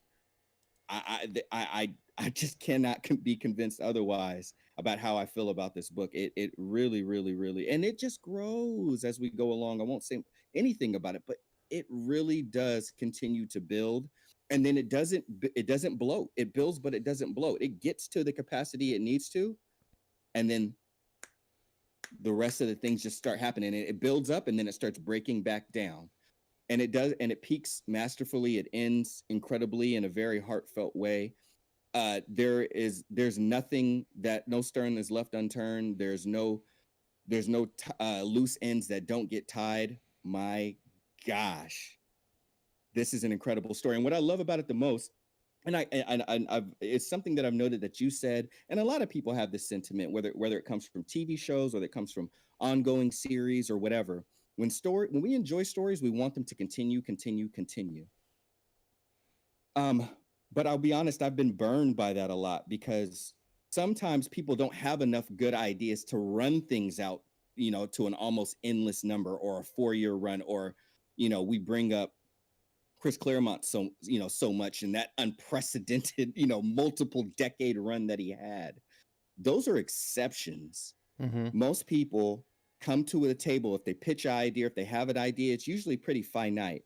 I have been way more of a fan of people that know the beginning, middle, and end. They get in, they execute it, they tell me, and I'm so much more satisfied with a satisfying ending that may only be 45 issues or may only be 15 than I am with something that just, because that's not, I don't know. I tie that back into reality a little bit. Maybe I shouldn't, but we live stories. Your life is a story, Ash. My life is a story. Mm-hmm. Everybody in the chat, we're up here talking about stories. We're telling stories about stories. But all stories end. Our lives end. My life will end. Your life will end. Everybody will end. I don't mean to be bleak, but that's the nature of stories. So when I see one that has a satisfying end, when it's pulp and a guy goes out on his own terms, it's satisfying. It's sweet. Yes. It will always come to an end, and I'd rather it not be Flash season 7 where they told the same story 3 times in a row. Yeah, what you're talking about is wearing out its welcome. I think that concept. Well, absolutely, but it's so easy to do if you don't know. Like, if you get in your car and you start driving, and you don't like you're just driving and you don't even know where you're going. Am I going to get food? Am I going to the shoe store? Am I just driving around circle to come back home? You have no destination. So your drive accommodates it accommodates your destination. It can be a bit aimless, and there could be highs and lows and good things and bad things. But when you know where you're going, and you're a great driver, and you get me there, and you could take the scenic route, or you could whatever, it feels so good to me. And this book is personally to me, it's the embodiment of that, and I really love it. Well, I'm looking forward to reaching those spots. I definitely agree with you on that. I mean, I'm as a storyteller, like I want, I'm a big believer in the 3-act structure, beginning, middle, and end. For comics, mainstream comics, I believe we should separate the two, because there was I forget who it was to give credit to, some comic creator that had said that comics aren't following a 3-act structure. They're constantly telling the second act. And I thought that was pretty profound. I was like, oh, well, it's kind of true, because you're just sort of jumping in a story. It's like, hey, look, pick up an issue of Spider-Man and he's doing stuff. Like, we already know the origin. The act 1 has already been told. That's not what we're here for. Every once in a while we revisit it, fine. It's always his second act. We're never going into the final. It's not about what's the resolution of Spider-Man's life story. Obviously, you can tell that. Chip Zdarsky did a fantastic story of that. Very good job. But the idea of comics isn't to do that. It's to keep that second act just going and going and going. Now, obviously, for something like East of West and a lot of our favorite indie books, that they're not designed that way. They are designed to be more of like what you'd get from a novel or a movie or a TV show. We got this idea, we're going to tell this story, and we're going to wrap it up. And unfortunately, in the world of TV, a lot of times they don't wrap it up. It either gets canceled before you can wrap it up, or someone's like, we're going to keep this rolling until until no one's interested anymore, and then it never has a satisfactory ending. Grey's Anatomy, 14 seasons or whatever that they did. Yeah. But I can't comment on it because I haven't read through it, but I can definitely believe the testimony of yours and other people we talk about when it's going to tell an arc of its own. It's going to have its own beginning, middle, and it's a big saga, and then it's over, and it's all encapsulated. And once that's done, it's complete. It can never really be ruined because it's there. You don't have to worry about how is this going to end. It already did end. I'm looking very much forward to this building up and seeing where it goes. I can definitely see we have a cast of characters now. We have motives from different characters. They're all seeming different things that they're doing. This first 5 issues really sets things up. I could not get Comixology to launch the trade paperback. I don't know what's going on. I can only launch the single issues. So I can't find, it sounds like you're reading from the trade since you were listing like page 70 something. So I was thinking it was in book 4 that you were looking for the imagery. Book 5. Book 5. All right, that I can pull up. What's the scene? Since I don't know the number. Book 5. You can go to page. I mean, if you just describe to me what's on the page. It's just and I apologize. You're actually right. It is book 4. Oh, you can let me say, hey, Comixology for you. Sometimes on the computer, what can you say? On the iPad, it's great, but on the computer, it's a little questionable. It's the scene where it's a flashback, and basically Who has led the other 3 horsemen to Zaolin to, essentially kill her and then take the baby, and what we think is kill the baby. But yeah, it's just a powerful scene with a lot of energy. And I actually had the pleasure of interviewing Nick Dragata, the artist, and he was talking about his like his influences, which Kirby is a very apparent one of his. And so, Kirby's got action scenes, and even there's part of it where, like, if you ever heard people talk about Jack Kirby's art, it's like, they said it's like multiple dimensions. He's got like his fist, like at a different timing as his leg behind him, and that's why some of like the angles and stuff like that may look a little odd because there's different timings all within one single frame. And you definitely caught some of that with Nick's stuff, just how kinetic it was, how full of energy it is. He does have a really um good energy to him. I will say that when you started to describe the idea of like a manga and anime and how I started thinking about how they convey action. A lot of people Emotion. just think a lot of people sometimes just think of the visual illustration style as what separates, but there's a lot more to that. And like manga versus traditional Western comics utilize oftentimes very different theories on how to convey what's going on. And sometimes they'll overlap because everyone likes to borrow from each other. But yeah, I can definitely see that in Nick Dragata. Like especially down here on the page that I'm on, where we see Death charging into battle on his horse, Right. and it's the use of the blur lines, kind of just blurring out certain parts of the body to reference that they're moving, just the way the shot is framed.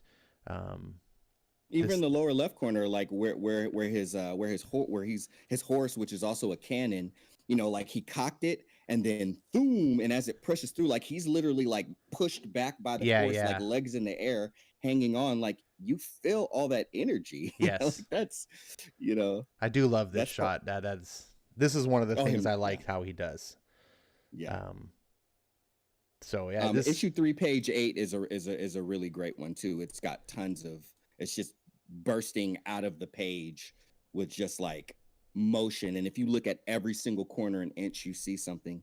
I think that's probably one of the best pages of the whole first 5 issues. The whole first trade is issue number 3, page 8. It's just a big old splash page, and it's just like whoa. all right. But I'll look for that page here. Why don't we got to put this in the landing approach stage. Why don't you see? Is there any good comments in the chat we can address real quick and get this sucker landed? we got mostly it's a lot of Nalo quoting from the book. These are fear-producing times. So you think they programmed an AI to bring about the apocalypse? That's one of the questions he had. Ash, that might be a really good one for you. Do you think that they programmed an AI to like push forward to because you brought up something, and keep this in mind. You're like, why would all of these people be trying to bring about the end of the world? Remember, the 4 horsemen got called down. Apocalypse started. They had started, like everybody knows God is real and everybody knows the end of the world began. It's Death who betrayed the horsemen and stopped it. So do you believe that they would have a programmed AI to basically push their son to be the beast and to bring about the apocalypse? Wow, that's a really good question. I mean, I definitely feels like it's not something that came across my mind as I was reading it, but now that you asked that question, it starts the cogs moving, and seeing the boy plugged into the machines, seeing him being educated by a machine. Yeah, that seems like a very good possibility. I've always been also a person just on my own who has believed that a machine, computers, and so forth, could very much be a very realistic example of evil, of the ultimate evil. Taking this, I mean, this is purely just from my perspective, my worldviews. But if my worldviews are, just admittedly one from a Christian mindset, I believe God is real. So my belief of good and evil is that good is all the things that are of God, and evil is all the things that are not of God. And you can't get further from God than a cold, calculating machine that's soulless, has no other purpose but to do what it's programmed or to serve its own self-interest, right? Like, right. And so that the computers always make a really great villain, from things like the Terminator or the Matrix. because they don't have humanity. They don't have caring. They just do what they logic dictates, Right. you know, and following a machine would be, you know, from a logical standpoint, or, you know, just thinking about it, would be going the opposite path of God. So yeah, I definitely think that there's room for storytelling. Obviously, here Hickman is using technology in this story of good and evil and the apocalypse. I don't know. I don't have inclinations. I'm not seeing him anywhere suggesting that outright, but it does seem to be a running theme in a lot of the works I've read of his, where technology is sort of, I don't know if it's the ultimate evil, but it sure, I don't know, it kind of comes across like, oh, Well, as the saying goes, our technology has surpassed our humanity. That's a big one that goes around, and he definitely kind of rings that bell quite a bit. Before we move on to a few more in the chat before we get out of here, I wanted to kind of back you up on that notion. It's the scene right before the one that you quoted from Bell Solomon about this is the world, and we broke it, we did it with willing hands. The character in there, the AI, which is his name is Balloon. He is basically kind of running the boy through some of the things, basically showing Archibald and Bell Solomon what he's been learning so far. And it says, the great Chiu poet once said that, in truth, the earth attempts to catch an indifferent moon. He has only day to show for his efforts. What fundamental mathematic principle does this represent? The boy says, Girard's theorem of circumstantial alignment, which explains the indifference in frequencies of oscillation. Back to the balloon. Please list the following items in order of societal preference and reason for doing so: liberal democracy, limited meritocracy, oligarchy, and functional individual autonomy. The boy says, limited meritocracy, oligarchy, functional individual autonomy, and liberal democracy. The balloon says, and why? And he says, I have been taught that what mankind truly desires is conflict, then to be ruled, then opportunity, and if those fail, freedom. The balloon says, please recite your favorite piece of prose. The boy says, he spun against the axis of the world, his desire, his inertia. Unless held up by an unseen hand, he would spin forever. And so he did.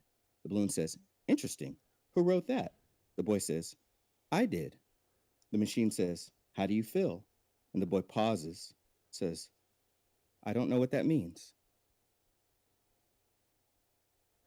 yeah, I don't, that was a very tough, that was one of those scenes where I read it, I didn't fully process it, so I sort of put it in the back burner to say this is something I think will hopefully come to light on further parts of the story, and I revisit this and it'll make more sense. That was something at the moment I don't feel like I have enough tools to decipher. Well, to put it simply, it's this: the machine's been feeding him information because they're not treating him like a kid. They're not treating him someone who has a heart and a soul. They're treating him, a machine is treating him like a machine and just plugging him full of data. So he expels a bunch of data, and then the machine asks him a question, and the boy gives him back a human response, something the machine did not teach him, the machine did not predict. And when the boy shoots it back at the machine asks him a question, a personal question, a human question. How does that feel? Feelings, emotions, something attached to the spirit. And then the boy spits back at the machine, I don't know, because he hasn't been taught. He is separated from his spirit and his soul so much. There's a huge gap and chasm. And that basically backs up our technology has surpassed our humanity to the point where they are feeding a machine data to feed to a kid to keep him from connecting to his humanity, to keep him in a technological stance, because they can program the boy like they program the machine to program the boy. Certainly, I mean, I definitely could see that being the case. And Jimmy's in the chat saying, apparently, Ash, you haven't learned that every word Hickman puts down on paper matters. I think that's the opposite of what I just said, that I read it and felt like I can't comprehend exactly why that matters yet, because there's still a lot of story to go. I'm assuming there's going to be more revelation, no pun intended, of what's going on with these characters and what's happening with this kid that will very likely support what you just said. I'm not disagreeing with anyone.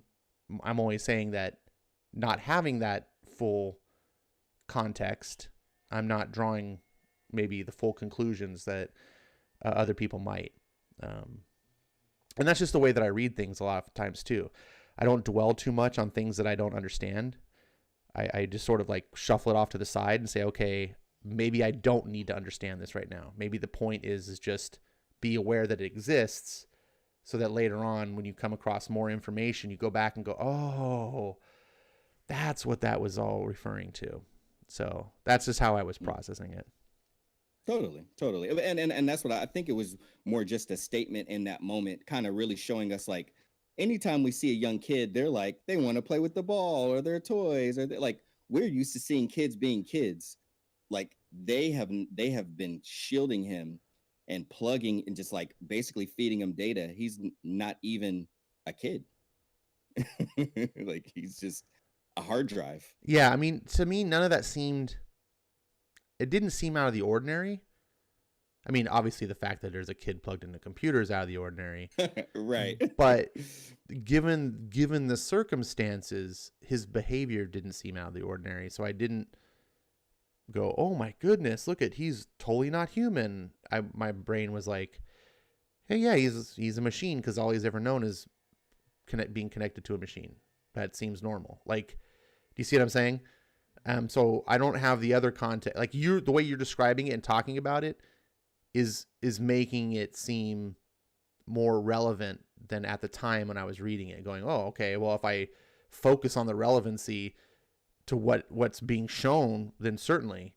But I didn't have a reason at the time to put a magnifying glass on it. It was more of like, oh crap, this kid's plugged into a machine and is a machine. Okay, cool. Like, let's see where this goes. Gotcha.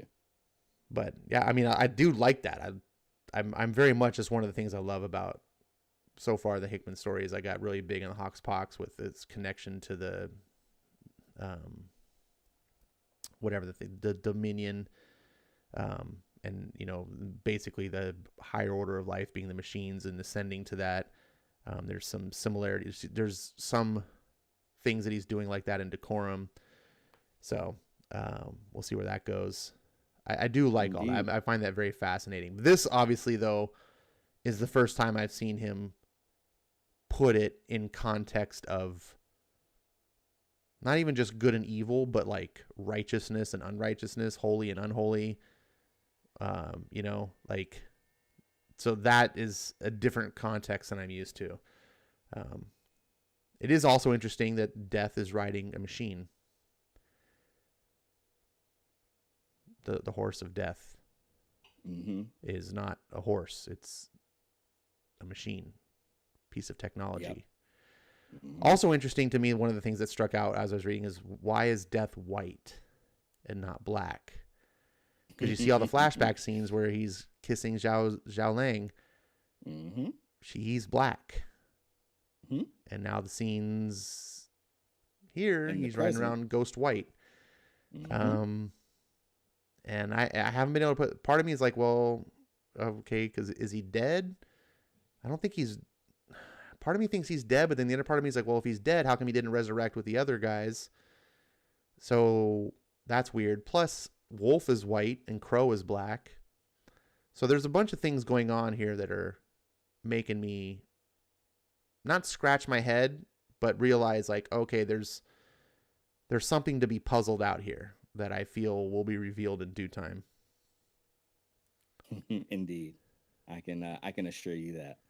That's for sure. Let's see, last few comments before we wrap up and get out of here. Maranya says, the theme of computers, technology being bad in fiction can be traced back to Star Trek, the original series. Remember how many times Kirk blew up / overcame computers?